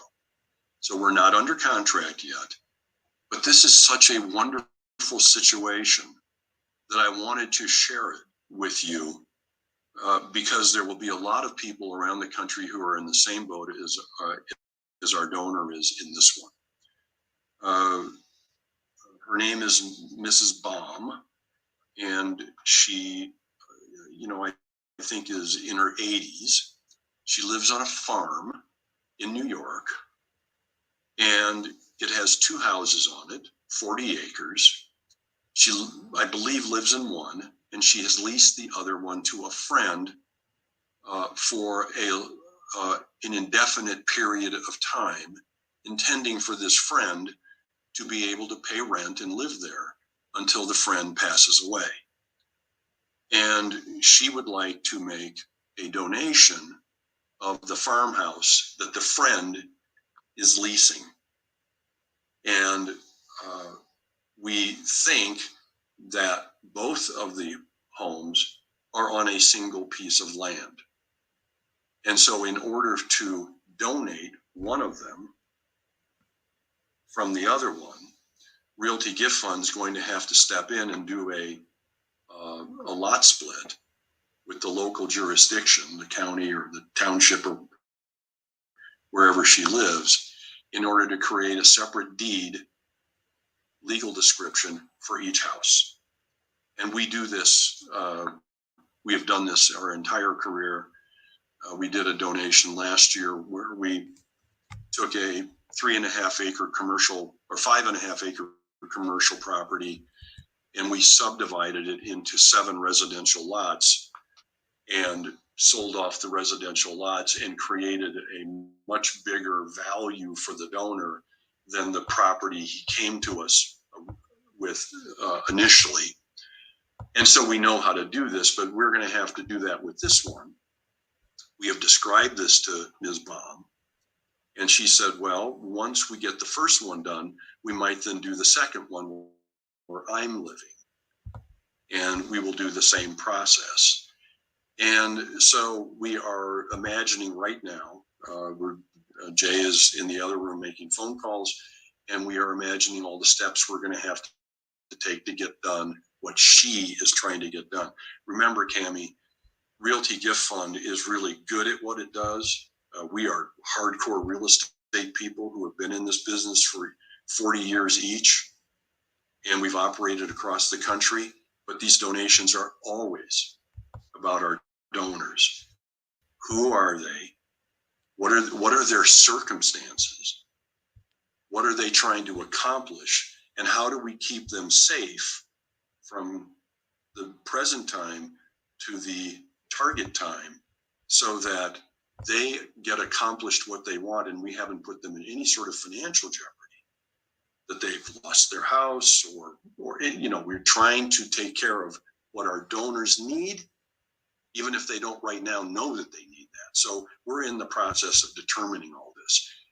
I just thought it was kind of an interesting deal because we've got two elderly women who know where they want to live the rest of their days out, but owned by a woman who knows where she wants the proceeds of the value of this estate to go to. So I'm curious, how did she find you and what nonprofit is she wanting the money to go to? Interesting that you should ask. We were introduced after courting the Salvation Army for 3 or 4 years, and that they do their own real estate deals pretty effectively. We found out that the Salvation Army actually has several regions across America, and some regions are really good at doing real estate deals, and this one particular region isn't. And we are in discussion with a different deal with the Salvation Army, and the woman who runs that region for the Salvation Army has appreciated our help so much that when Ms. Baum came to her and said, I'd like to donate my home to you, she said, super, let me get my real estate team on the phone. And she referred her to Realty Gift Fund. Wow, that is interesting because as you've taught us over the years, there's a very small handful of nonprofits that actually do their own real estate transactions, Salvation Army being one of them, but even they need to pull in the big dogs every now and then. Do you know what it is about this one that makes it that much different than the 2,000 or so deals they do a year? Cammie, what's interesting is we have directly called some of these nonprofits who do their own real estate. And not surprisingly, we have found out that they do this level of real estate and they won't do this level of real estate, which is what we're awfully good at. I mean, we're good at the whole various levels of real estate, the easy ones and the ones requiring more money and more imagination.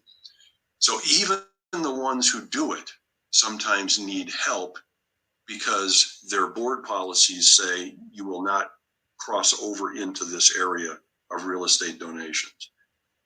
But then there are some, like the Salvation Army, who we're getting to know, okay? And I'm imagining this to be the case, that it isn't equal all the way across the board as to how each region is able to deal with their real estate. Some regions are really good at it. They've had somebody there for a long time. They've got their relationships figured out. They know what they do well and they just keep doing that well. And then for whatever reason, perhaps it's a person who retired and a new person came in his place and is just not as familiar and is seeking help. And for whatever of these various reasons it may apply, Realty Gift Fund is there with our 40 years of experience to step in and help with the things that they don't feel as comfortable with. Well, I've definitely run into several stories now of nonprofits who say they do their own deals, right? But sometimes need the help of someone with more experience. Well, thank you, Bruce, for another story. Friends, gifts of real estate are happening all over this country to the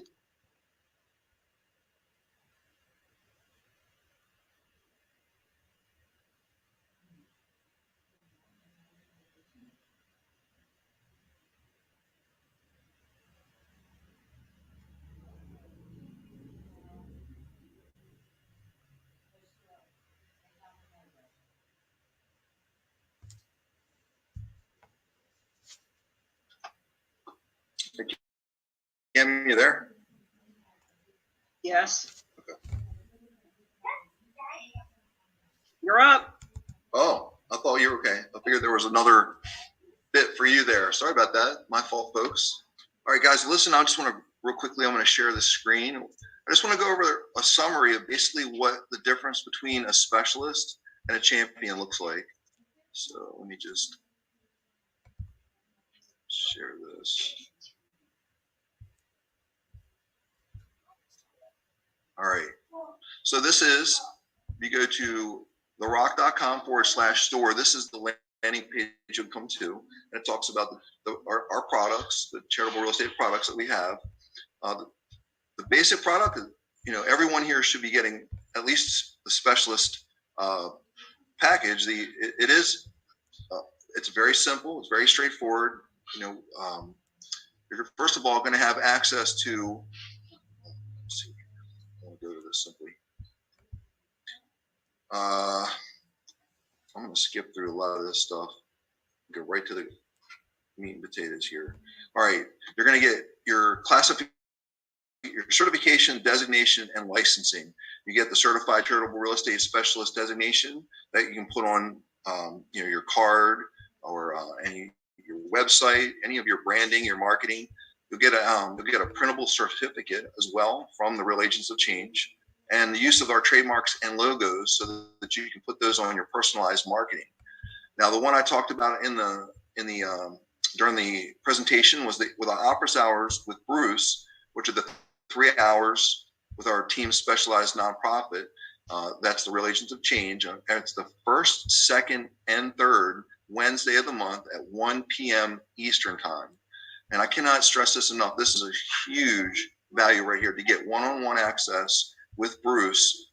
Questions, concerns, any of the experiences that you're having in your communications, whether it be with nonprofits, with donors, and just trying to get a handle on how to speak to charitable gifting on real estate, which it can be a big mountain of information. Once you really start digesting this and you start thinking about how many different ways you can apply this, you're going to realize this is a huge value.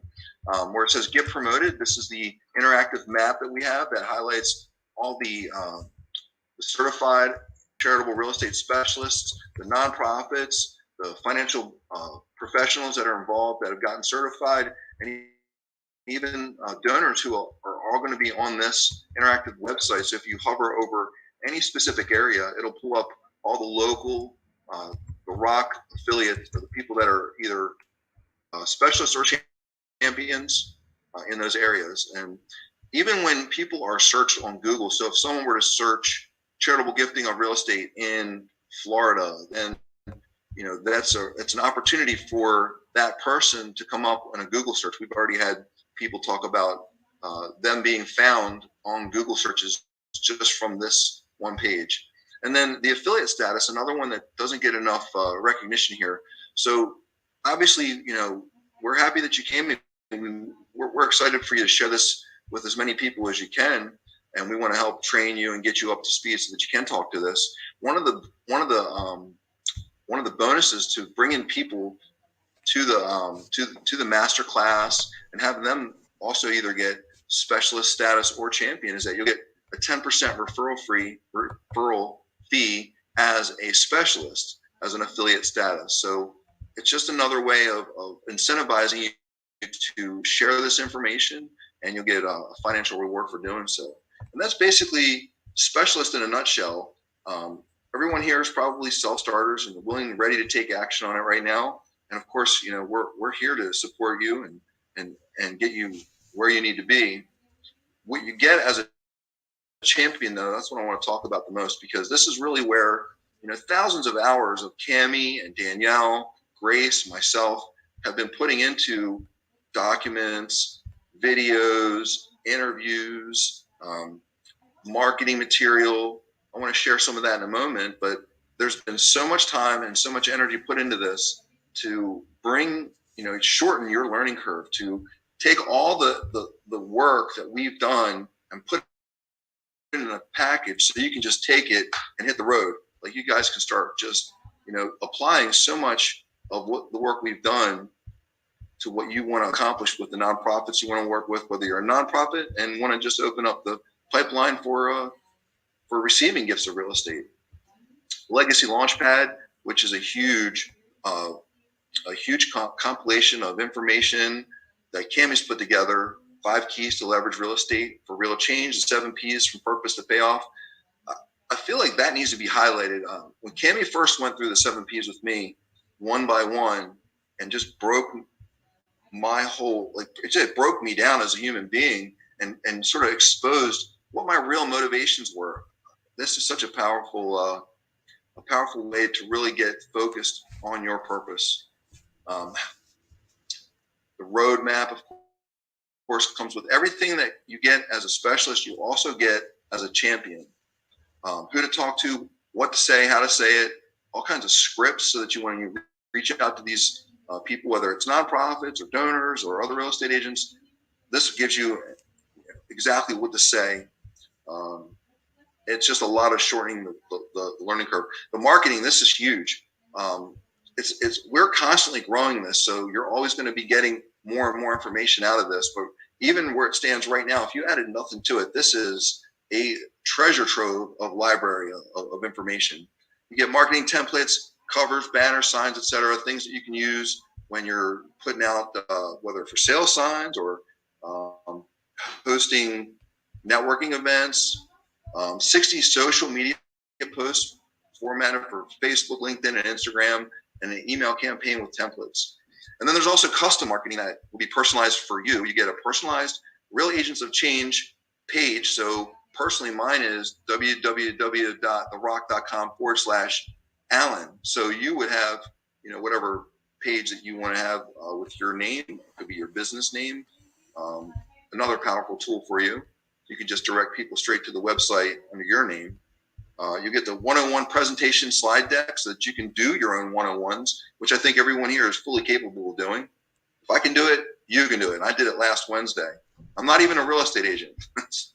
Charitable Real Estate Roadmap. This is a basic diagram of the process from the beginning to the very close of how the charitable gifting real estate works. So when you have your own personalized roadmap, it'll have your information on there right now. I think the one that's very small, but this has got Michael DeShavi's personal information on there. So when he gives this to a nonprofit, he wants to deal with them. And it just simplifies the process so that they can look at it and see what it actually takes to accept the funding from a gift of real estate. The training and the strategy, 5 live training strategies with Cammy personally and expert guests. This will be every Thursday at 7 o'clock. We do a live strategy session that you'll have access to as a champion. And like I said, thousands of hours of worth of video, interviews, training, research, testimonials. There's just so much to talk about with that. It's so valuable. The affiliate status goes from 10% to 25% with the champion. So normally the cost to become a champion is $2,000. We've discounted it today for $1,000, and you even have an extra coupon code today. It's RAOC. I'm going to put this in the chat, but it's RAOC 0719. So it's RAOC, Real Agents of Change, and today's date 0719, and that'll give you an extra discount so that you pay $400 is the investment for the specialist. And then to upgrade to champion, it'll be another $600 investment, and that's it. So that's super cheap. Now, here's the thing, is that as an affiliate, as a champion, if someone becomes just a specialist, you get 25% referral fee for bringing them to become a specialist. That's $100 right back to you. So for, you bring 10 people over the course of a year, it's paid for itself, even if they're just specialists. But as a champion, you get 25% of whatever they end up investing into the Real Agents of Change. So it's a much larger return on your investment. You get access to the private Facebook group, the Inner Sanctum. So there's a lot of information that we exchange in the private Facebook group, more documents that get printed and then just posted right in there that you won't get access to without being a champion. And then, of course, a hard copy autographed by Cammy herself. Hard copy of Real Estate is Hot, Fundraising is Not, which is the core. The information is the core of everything that we're talking about today. Now, some of the things I was talking about, I want to play this little video while I finish up the rest here.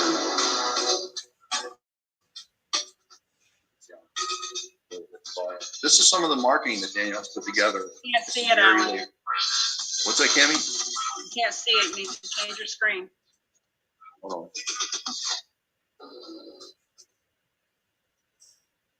It doesn't change. Oh, I got to change this. Okay, I got to share the new screen.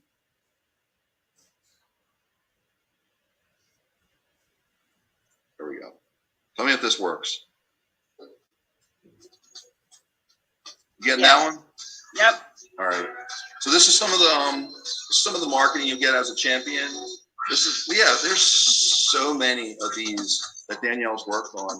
This is just a tiny little fraction of it that you can design, you can modify for your own personal use. You can use it just as is. But these are like just different options that you have that as a champion, this is unlocked for you. These are all like very powerful, sometimes even provocative slides that talk, that speak to the heart of people, things that are, sometimes a bit, a little jolting, but, this is what's needed in this environment. We're going to bring billions of dollars to the nonprofit world. They need to wake up. It's ironic that they're the ones who are usually the resistance that to be able to receive these funds, and not, these nonprofits are so, used to saying no to real estate. They don't know about this secret way, this unique way of accepting the funding. And that's it. So just to summarize, guys, you can become a specialist with a $400 investment today. Normally, to upgrade to champion will cost another $1,000, but today it'll be discounted with. Let me put this. I'm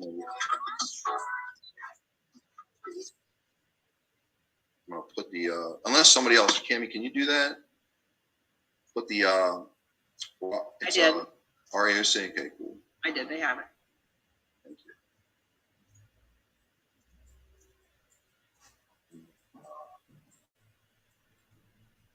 Alan, Yes. How do I stop sharing? just go down to the bottom with the stop share, the red button.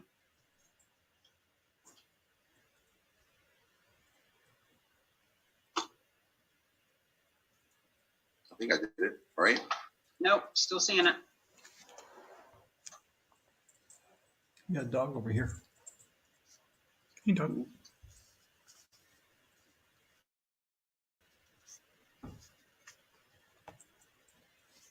Possibly. Done. Thank you. All right. And that's it. Cammy, you got it from here?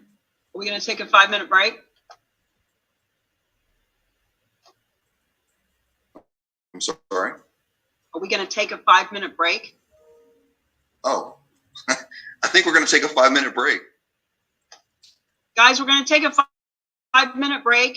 When we come back, this will give you a chance to go over and look at the RAOC.com/store. And you can take a look at exactly what is part of the specialist package versus the champion, knowing that that coupon is good till midnight tonight. We just do this when we have the master class. We want to give you that incentive to go ahead, because look, we need your help. We want to give $1 billion a year to the nonprofit world, and we want to give the realtors 50 million in commissions over each year, and we can't do that by ourselves. So go take a peek at it. Next, we're going to have one final session that is all about who do you talk to? What do you say? We're going to go through about 30 minutes of that, and we're going to assume if you stay with us, that means you're ready to go from key number 1 to key number 2, which is lead generate, and that's what champions do. So we'll see you back here right at 2 p.m.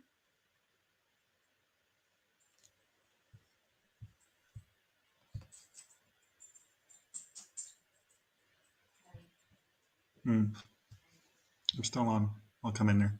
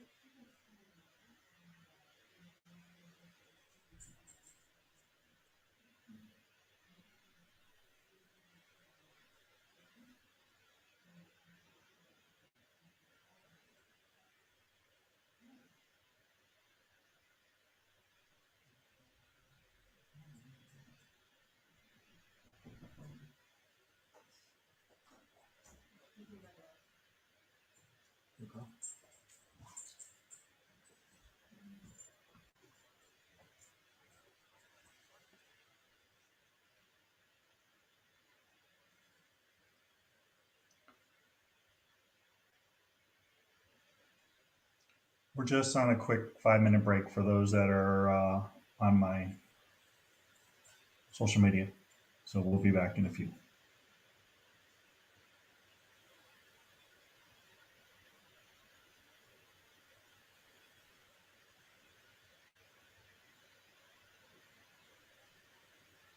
Everyone in this room, we're just on a quick 5-minute break.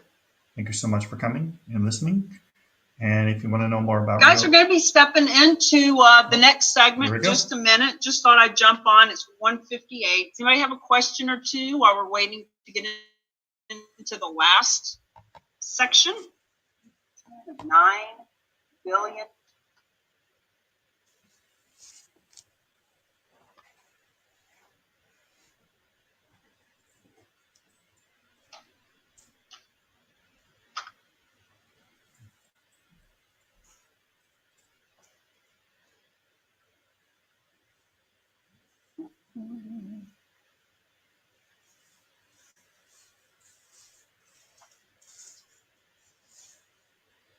By the way, we are going to start having a book review.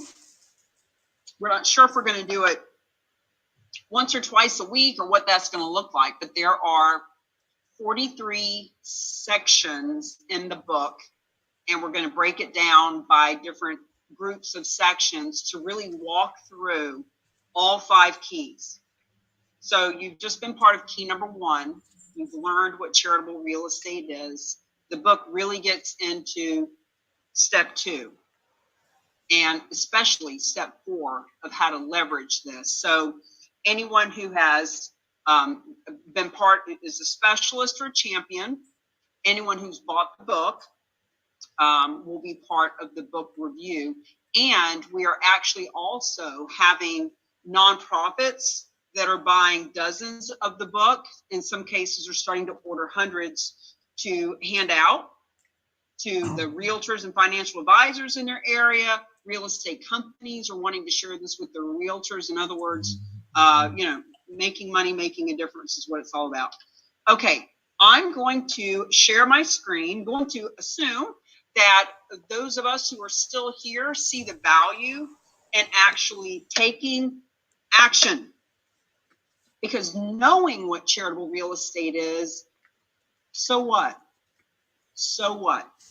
If we don't talk to people and actually help to find the people who want to donate and have these really interesting, sophisticated conversations, which lead us into relationships and rapport and resources that we wouldn't have had without them. We are all in the group living examples of the relationships that are created. I mean, even Sam is just a soldier. He's a warrior for us out in the world, and he's doing it on Clubhouse. He has talked to, 50 nonprofits, couple that he's doing like different programs with. So in other words, really giving him a chance as a hero to get out and help others. So let me share my screen, and we're going to go through a memory jogger list first. Because people will say to me, Cammie, who do I talk to? What do I say to this person, to that person? And when you are part of the champion package and we have the videos and we have the purpose workshop and we go through like, what is your purpose? And we talk about what is their purpose, meaning the people that we are talking to, whether it's a one-on-one conversation over coffee, whether it is a post that we're putting on social media, whether it's an e-blast to 100,000 people, we need to know what's in it for them. Why would they be interested in this? And the third P is about your presence. Like, who are you being in the conversation? Are you showing up confident, convicted, like really on fire to let people know about this? Or are you scared and reserved because you don't really understand it? So we're going to start keeping it really simple with our top 10 memory jogger list. To start thinking about who would you talk to. And we are going to have a little bit of back and forth, a little bit of engagement with this. So be prepared. Because look, if you're not willing to talk about it with me, you're definitely not going to talk about it with anybody else. So the memory jogger list, we call it the top 10. It might be that you know 2 people in this category, and it might be that you know 100. We just say top 10 to keep it simple. So for example, altruistic donors. Friends, if this is really important to you, if you really want to help your causes and communities, if you're ready to step up and do what you say you want to do, then get a pen and paper out and write down at least one name for each of these categories. Everyone knows someone who gives to a nonprofit for all the right reasons. You've got a friend that's got breast cancer, or her mother had breast cancer, and now she wants you to go on the breast cancer rally walks. We all know someone who gives all they can to the animal rescue shelter because they just flat out love the dogs. So if you're a nonprofit and you're an animal shelter, you should have 500 of these at least. But everyone knows at least one. Numbers focused donors. So there are some people that we know that donate just because they do want to get that tax write-off, just because they want to be seen in the community as how much they gave last year, just because they want to be acknowledged for being a generous donor. We all know that person, and sometimes we know 10 or 10,000. Volunteers. Who do you know that's always cleaning the cages out down at the animal rescue? Who do you know that's out helping our veterans? Who do you know that goes out on Earth Day to clean the beach? And if you're a nonprofit, who are those people that show up to sell your raffle tickets and put all the flowers on the table for your gala? Friends, we gave you a warning in the beginning. This can be a blessing or a curse. It is a blessing when you write these names down and you actually take the action to speak to them from the heart and let them know there's a better way.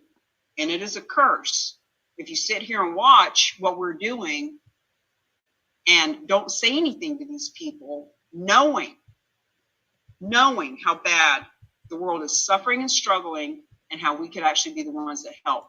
What about your past clients? If you're in real estate for more than 3 years, you should have at least 50 past clients.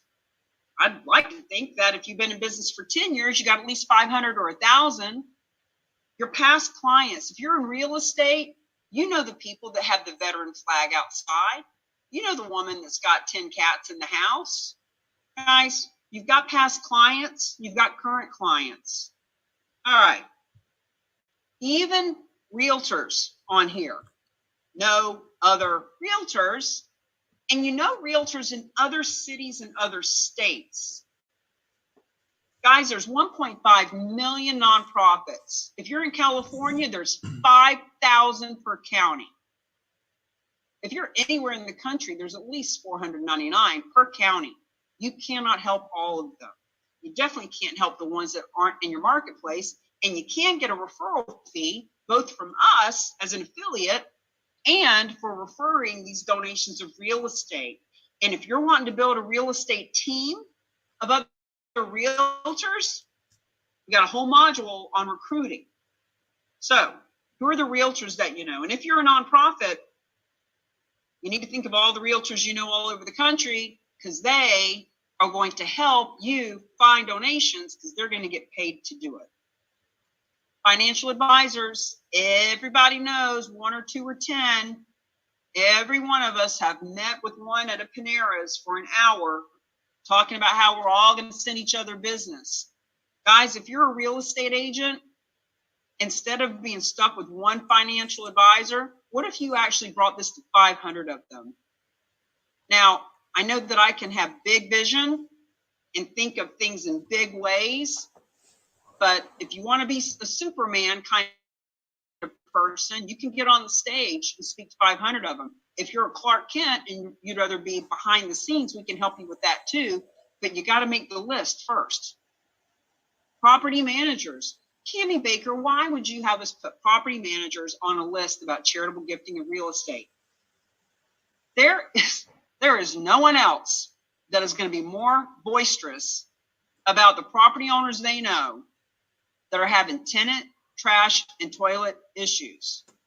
Property managers know who owns property, who wants to sell property. You should be making friends with them anyway. And besides that, guys, property managers, you know, one of them's a veteran. One of them is a survivor of domestic abuse and is helping a woman's shelter. One of them brings their dog with them to the office every day. Like, really start thinking this through. Thinking about the title companies, the mortgage companies, the property managers. So there's all the ancillary real estate businesses on top of all the specific businesses that would benefit from a veteran campaign or an animal campaign or a university campaign. All right, who are the nonprofits? You know, you would not have shown up to a charitable real estate masterclass knowing that this has to do with funding nonprofits if you didn't know at least one. And if you don't know any, well, hello, this is a good time to start meeting them, start chatting them up. That's, friends, that's how we do business. Meeting and mingling our way to millions. So the nonprofits, this is a top 10 memory jogger list. I'll bet every one of us knows at least 10. I'll bet some of us know 50. I'll bet some of us will be brazen enough to do a Google search and pull up the list of 499 in their county. Influencers. Why would we talk to influencers about charitable gifts of real estate?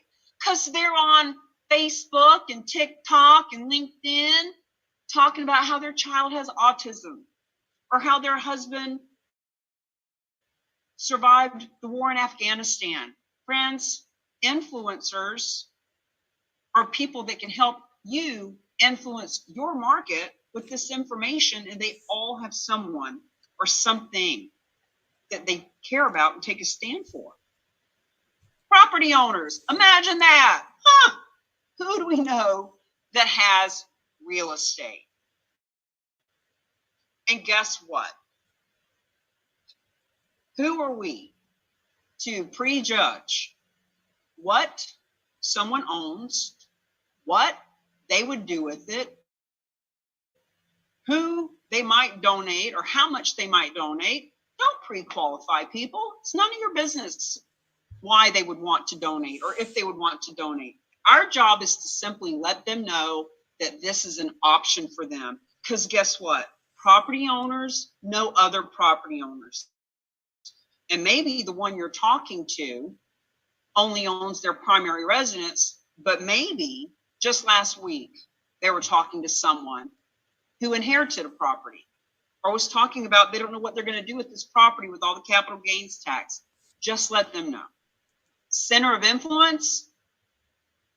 We're all at least in our 20s, most of us in our 40s, 50s, and 60s. We got big centers of influence, friends. The fact is, they deserve to know. Just like you, just like me, I was completely ignorant, had no idea, and you were too until today. Let's let people know. Let's simply inform them. Let's do the right thing. Real estate related businesses. So I've got a whole list of these, and I'm actually putting it all together to help do these individual social responsibility campaigns. And the real estate related businesses are all the same for any campaign, any market. And then it is the specific type of nonprofit that will change who else we add to the social responsibility campaign. But think about the plumber, the painter, the contractor, the landscaper, the home inspector, the home stager, obviously the mortgage and the title and the insurance and the title insurance, and the roofer and the deck builder and the fencer. Why would we talk to them? Well, first and foremost, because they're human beings who have a heart, have things and people and places and planets and pets that they care about. And second of all, or even maybe first of all, they're real estate related businesses.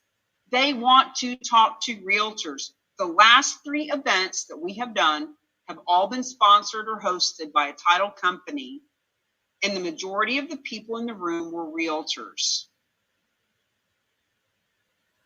So they want to get in front of more realtors.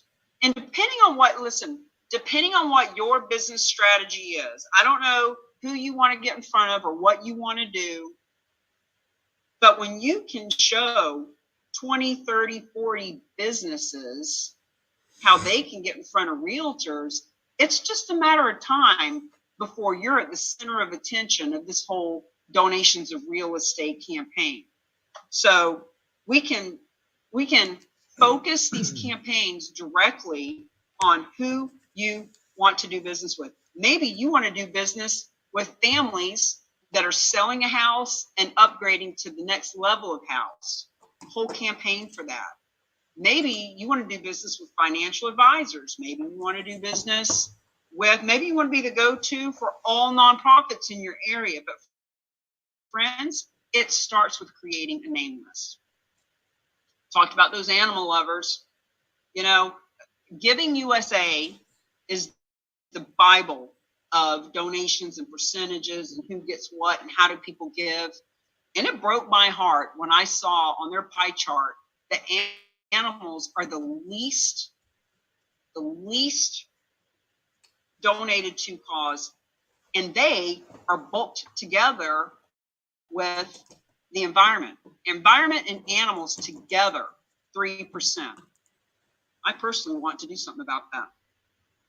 Children advocates, my goodness, so many people are doing something for foster kids, children that are abused in this world. If you are a realtor and you want to get in front of those families that have those children that are 5, 6, 7 years old, and they need to sell that house and move into a bigger house, you can get them on both sides of the transaction. Children advocate. We can talk a lot more about why that's a big deal. Environmentalist, we all know somebody who's posted a GoFundMe account on Facebook to save the local duck or something. Environmentalist, you know at least one of them. You know at least somebody who is concerned enough about the environment that they talk to you about not using straws, whatever that is. Oh, the senior care businesses. Hearing aids, dentures, walkers, senior living facilities, burial plots, headstones, people that do mobile hairstyle. There's some people that run errands for the elderly. Guys, the abundance here is overwhelming. How many ways we can make money making a difference through charitable gifting of real estate. Healthcare providers.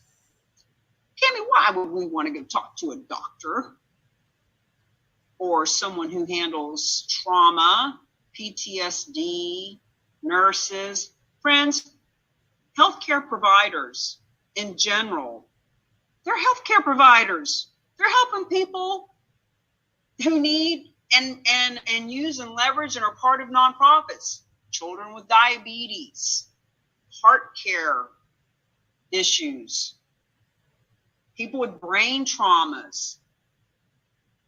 So the healthcare providers, your doctor, your nurse, your podiatrist, your cardiologist, they are all helping nonprofits, and they are all doing social responsibility campaigns because they know that when it comes time to choose a cardiologist or a pediatrician, they know that if they're seen out in the public doing good things, that it's good for business. Put them on the list. Don't worry about what to say yet. Just put them on the list. Veterans, veteran businesses. Who do you know that is we see them all the time. Maybe it's just me that's noticing the vehicles around me because I'm on a motorcycle and so I'm looking at it, but I see veteran-owned business on the side of vans every day, on trucks, the painters and the contractors and the air conditioning specialists and the plumbers that say veteran-owned businesses.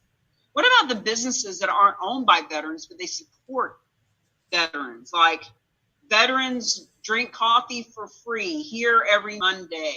Veterans get 10% off. We support our local veterans. What about the veterans themselves? Who do you know that's a veteran? Because I guarantee you, there is a nonprofit like Mission 22. Did you know that 22 of our veterans commit suicide every day? Mission 22 is helping with that, and there's so many more just like it. And the veterans themselves, we all could put together a list right there, 20 people. Religious affiliations. I do not understand. I cannot comprehend how anyone could learn about this and go back to church on Sunday and look people in the eye and not tell them that they found a way that the church doesn't have to suffer and struggle and be financially underwater anymore. I just don't know. I don't know. Happens, but I don't know. What about all the people in the church, all the pews that you sit on every day? There's so many people in this group that know big people that are up in the Catholic Church, in Jehovah's Witness, and Baptist, like Jewish. God, the Jewish community is so huge and so underserved and underutilized when it comes to sharing this information with them. Friends, who do you know? Here's another statistic for you. Remember how I said earlier that most underserved nonprofits is environment and animals all bunched together. They get 3%. Here's another statistic. The largest group of nonprofits that receive funding is religion. 28%. One out of every $3 that's given to nonprofits goes to churches. If you're not talking to these people, I'm just going to say it. Shame on you. University affiliations. Woo! All the schools, all the private schools. You got your kid went to private school. You went to a university. Your kids right now are going to a university. People who love to recycle, you know them.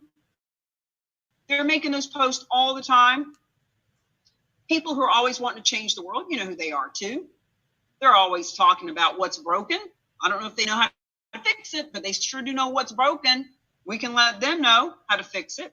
We can help fund the nonprofit world. People who are talking about starting their own nonprofit, I meet these people every week. Every week I meet people who are starting nonprofits. People who are healthy and talk about health. You know, that's another one for Alan. Not only is he a veteran, not only is he faith-based, not only does he have a rescue animal, but he's healthy and he talks about health. Like, you know, for him to actually, if he wanted to build his personal trainer business, he could build it around talking to people about charitable gifting of real estate. It's another whole conversation, but it's there. People who are retired, we are traveling the country in this RV. Every RV park we go to, I would say 70% of the people per park are retired and over 65 and traveling from someplace else. We've got to put right on the outside of our RV, donate real estate. You choose the charity, we'll do the rest. They're retired. We need to be talking to them about this. Seniors, the seniors themselves. When you think about where is real estate going to come from? Where's these donations going to come from? People that are 65 and older, they are typically have a higher level of education. They typically have a higher income bracket. They typically own multiple properties. They're typically a senior.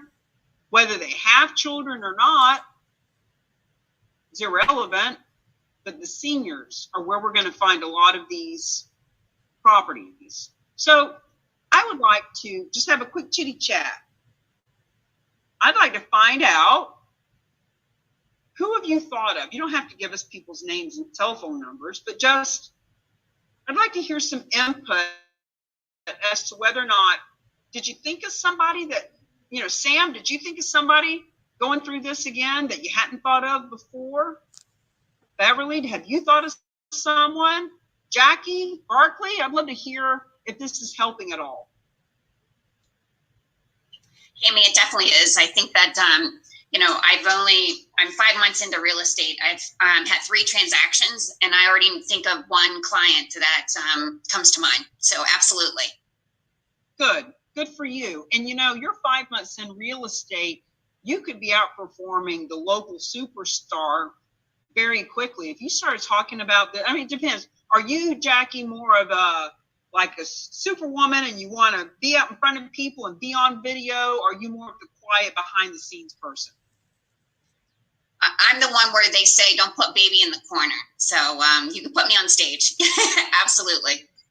Well, you could be speaking to veteran groups, baby in the corner, Rotaries, churches. You could just be doing Facebook Lives. There's so many ways to get you in front of hundreds and thousands of people, not the least of which doing Yahoo Finance article. I can show you how to do that, where you can leverage that for the rest of your career, being seen in Yahoo Finance. But, if we're just talking about typical real estate stuff, well, anybody can talk about that. But charitable gifting of real estate, that's something people will want to interview you about. Vince is asking, so what does the introvert do? Sometimes the introvert's even better, Vince, because sometimes people that are very extroverted and chatty are talking so much, they don't know how to listen. So it might be that you as an introvert, you're probably listening and watching and observing more than the extrovert. And therefore, you probably know even more of these people. Now, you may not have big, huge conversations with them, but I need to know a little bit more, Vince. I know you don't have a microphone and you can't come on, or can you, introvert? But if you tell me a little bit in the chat, are you a realtor? What is your intention with this? Do you run a nonprofit? Who do you want to do business with? So thank you for the question. So what does the introverts do? The fact is, I need a little bit more information than that. It's kind of like if a realtor says, hey, I'm going to call for sale by owners. What do I say if they ask me my commission?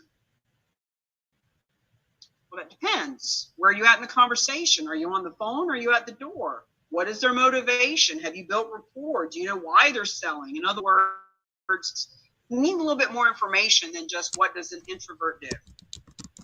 So strictly for the information, none of the above. I don't even know what that means. If you can formulate for me what you would want to do with this, it would help. So you're not an agent. Are you a nonprofit? Are you a financial advisor? Are you a business owner? Are you a concerned local citizen? Are you a veteran? Are you an animal lover? What brings you here?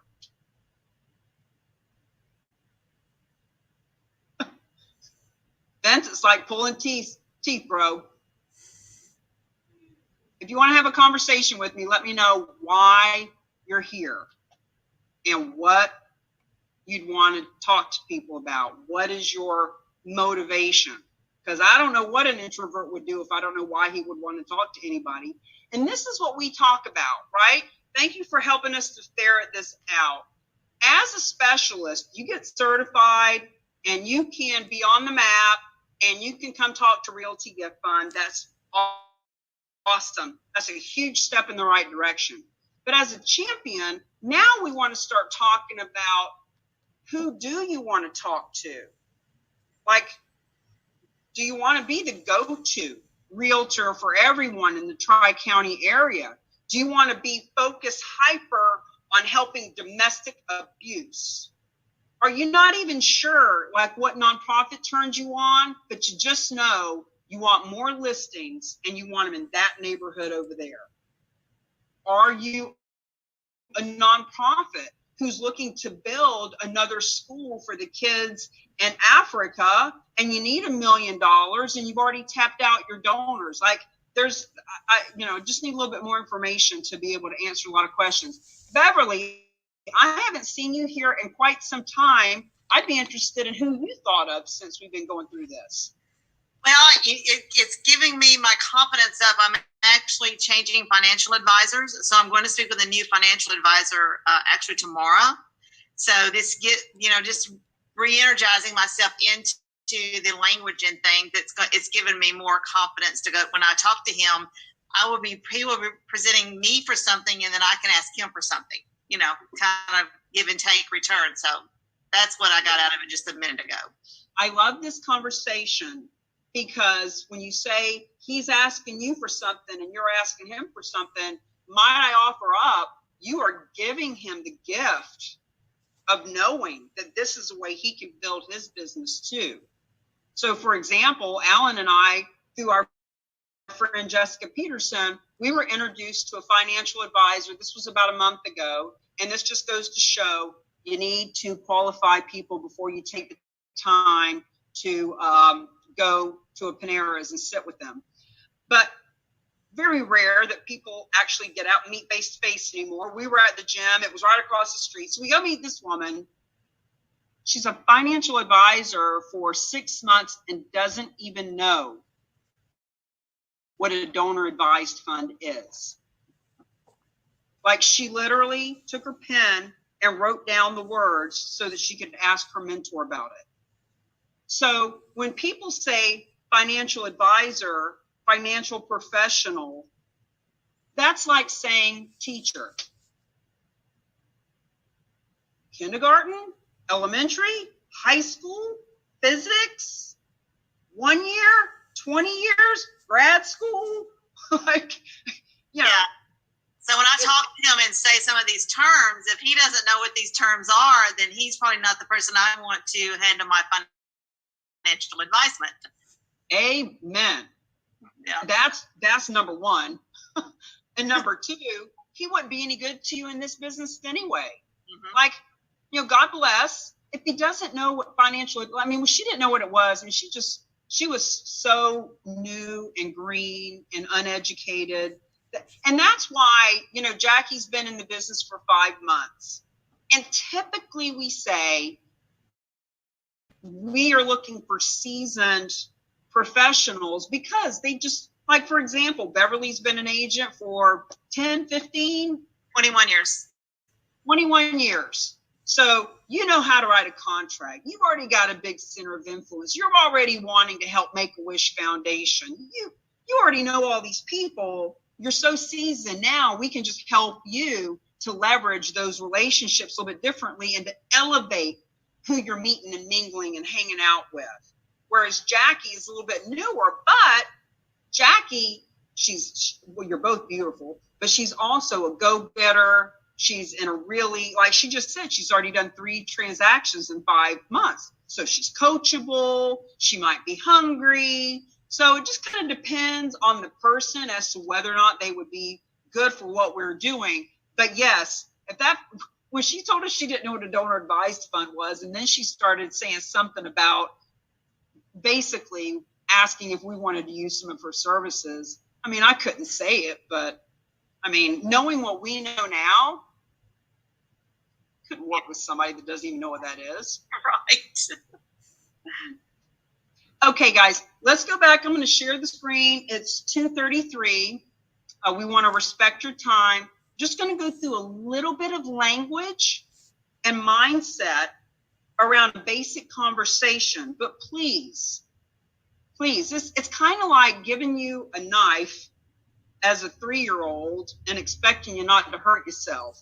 You need a little bit more guidance. Like, come to the strategy sessions. We have one on Thursday night.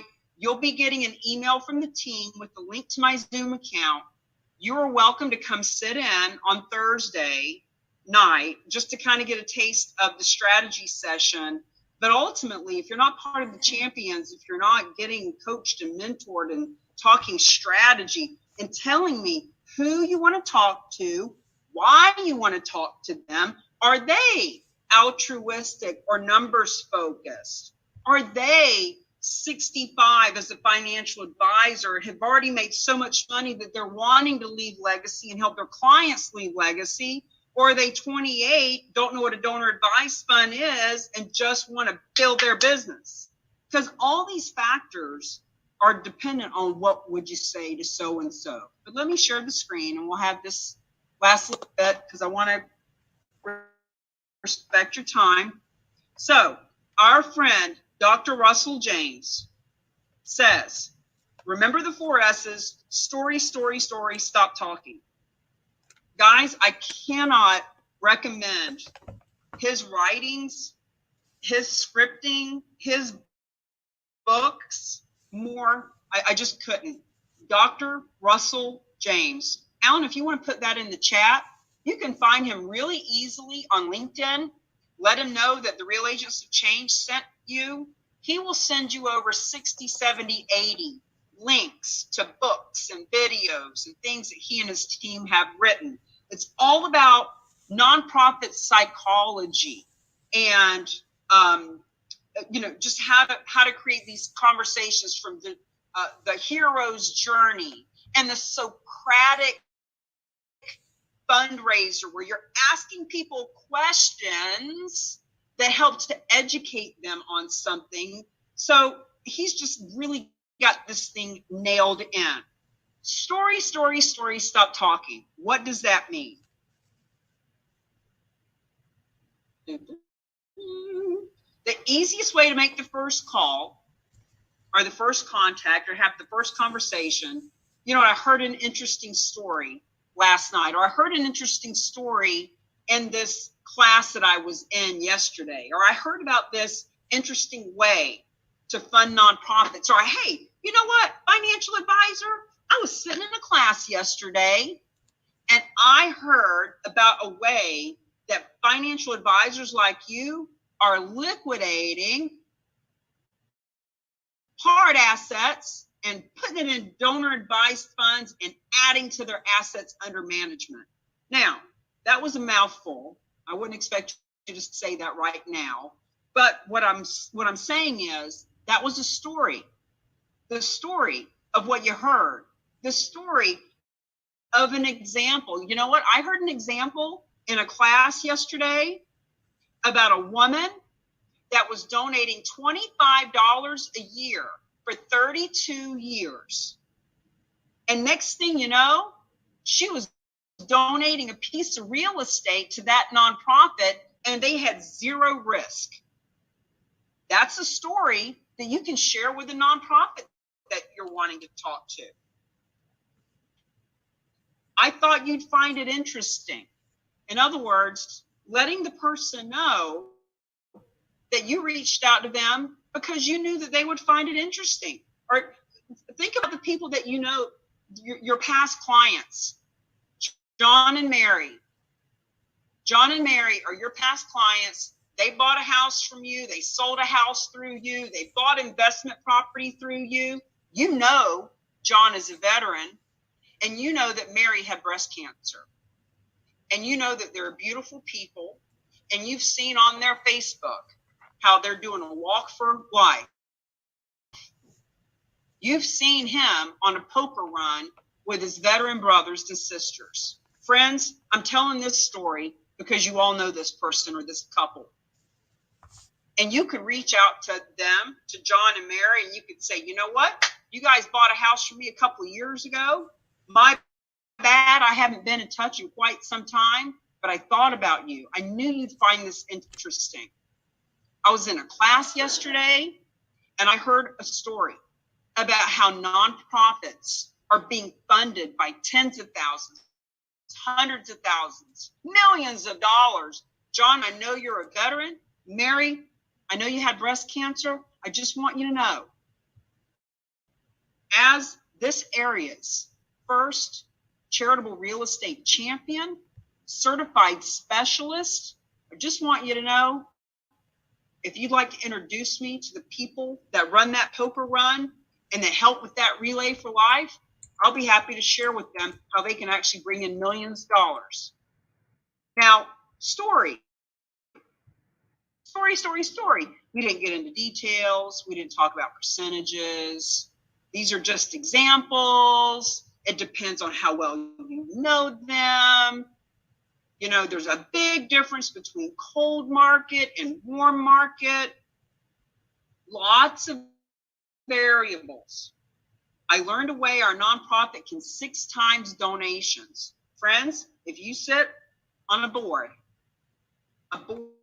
for a nonprofit, you sit on a board for a nonprofit and you don't say that to them, how could you possibly look them in the eye and listen to them talk about how much they're suffering, how expensive the venue is for this upcoming thing, how raffle tickets aren't selling like they should be, how the golf tournament might get canceled because the next round of COVID's coming.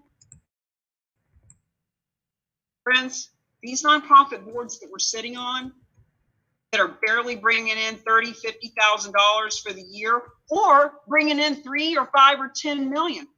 If it's a nonprofit that's bringing in a few million, imagine if they could 6 times that.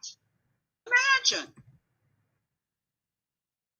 So when you speak to them from the heart and you simply share a story, you know, like Beverly, hey, you know what? I'm a real estate agent. I've been a realtor for 21 years. I've loved Make-A-Wish and my church and all these nonprofits for all these years. And I've become Tennessee's first charitable real estate specialist. And it is my moral obligation to let you all know you don't have to struggle for cash. You got to open up your mind. You got to be visionary. You got to want to help the veterans and the kids and the animals like you say you do. And I don't expect Beverly to talk to them quite that straight like I would, but I'm just giving you points of reference that we at the Real Agents of Change are taking a stand. We will take a stand with you, beside you. We will help you with presentations. We will talk to nonprofits. We will talk to donors. We will talk to the financial advisors. We do speaking engagements all the time now. And it just depends. It's always kind of tailored to them and what they need. So questions, comments, hallucinations. Let's go another 5 minutes, and then I'll put my, Alan, can you please put my cell number and my email and your cell number and email, and just so that people know how they can get a hold of us if they have any private questions. Sometimes people need financing. That's okay. We can help you with that in private. Sometimes people need a 5-minute personal conversation to really understand how this can help their business or how it can help their nonprofit, or how I've got a call after this with a woman who's doing an event for her nonprofit, and she wants me to get on the stage and tell them about charitable real estate. Kelly, what about you? What's going on with you, my friend? You're in Hawaii, aren't you? I am. So, aloha everyone. I'm excited. I just signed up. Maybe it's been like a month. Yeah. Yep. So what can we do to support you? What are you hearing this time that maybe you didn't hear the last time, just because we all learn a little something new every time? I think for me, what I learned most this time was I've really been thinking about my list of the nonprofits locally. So that exercise we did where we thought of different people was really helpful. So my list is growing, which is good to plan my event where I'm going to share out. Yeah. Let's you and I send me a private message out of here on my cell, and let's set up a strategy call so we can get you off the ground and rocking and rolling and see what kind of support we can offer. We can get a Charitable Real Estate 101 scheduled for you where you invite everyone, or I can role play with you to invite people to ours, whatever is going to be most supportive for you. Did you get a copy of the book yet? I don't think so. Send me your address, Kelly. I want to mail you a copy of the book. Okay, guys, anything going on that I can help you with, or do you want to take it to personal? Either way. When are y'all coming to Nashville? I have a half brother that's in Tennessee, and he is begging me to come up there at $5 a gallon and 8 miles to the gallon. We got to have some financial reason to come up there. We can't make that happen. It's basically $1 a mile to go anywhere. It's crazy anymore. It is. Thanks for coming, Vince. Glad to have you. I hope you learned something that you can take to the world in a big positive way. Same for all of you. Got to come to EXP. Got to come to EXPCon. I'll be there. EXPCon. Got to come. Where's it at? Is it Texas? No, Vegas. Vegas. October 11th through the 14th. I already have my registration as well as rooms and everything. How many people are they expecting? We're gonna have at least 3,000 there. It's packed during. We got the Mandalay Bay. And there's a couple more hotels that we have next to it also. I wish you could have been with us at the EXP event in Orlando 3 weeks ago when they opened up Universal Studios to only about 3,000 people. And 3,000 people is nothing in a theme park. Alan could tell you, going from ride to ride to ride, no line, just walk in and get on, food vendors free between every ride. After the third ride, I was going to throw up. I was like, ugh. Normally you've got 2 hours to wait in line, waiting for the next ride to kind of calm down. It was wonderful, though. Fabulous. Yeah, we hit 83,000 agents now, 83,000. So if just a small percentage of those go to Vegas, it's gonna be rocking. Can't wait. I'm so happy you're going. I know we just love you, Sam. You just say we love you. We love your commitment. We love your fire, your energy, and you're just a real heart-centered businessman. We love you for that. Thank you. I appreciate that, Cammie. Kelly, I see your message. Just send me a message and let's set up a call. Okay, guys, I want to respect your time. Have a great day. Remember, tomorrow, therock.com/101. If you have someone that needs to hear this information, you can send them or bring them. It's 12 noon Eastern time, but there's also a recording at that link, therock.com/101. And it's just a way to get a little tiny taste. See you later. Bye.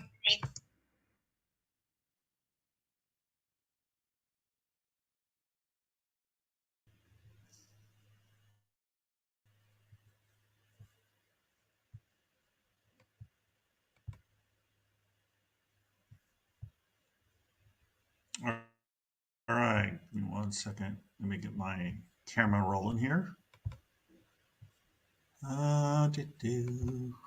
Awesome. Here we go. That should work. Welcome back.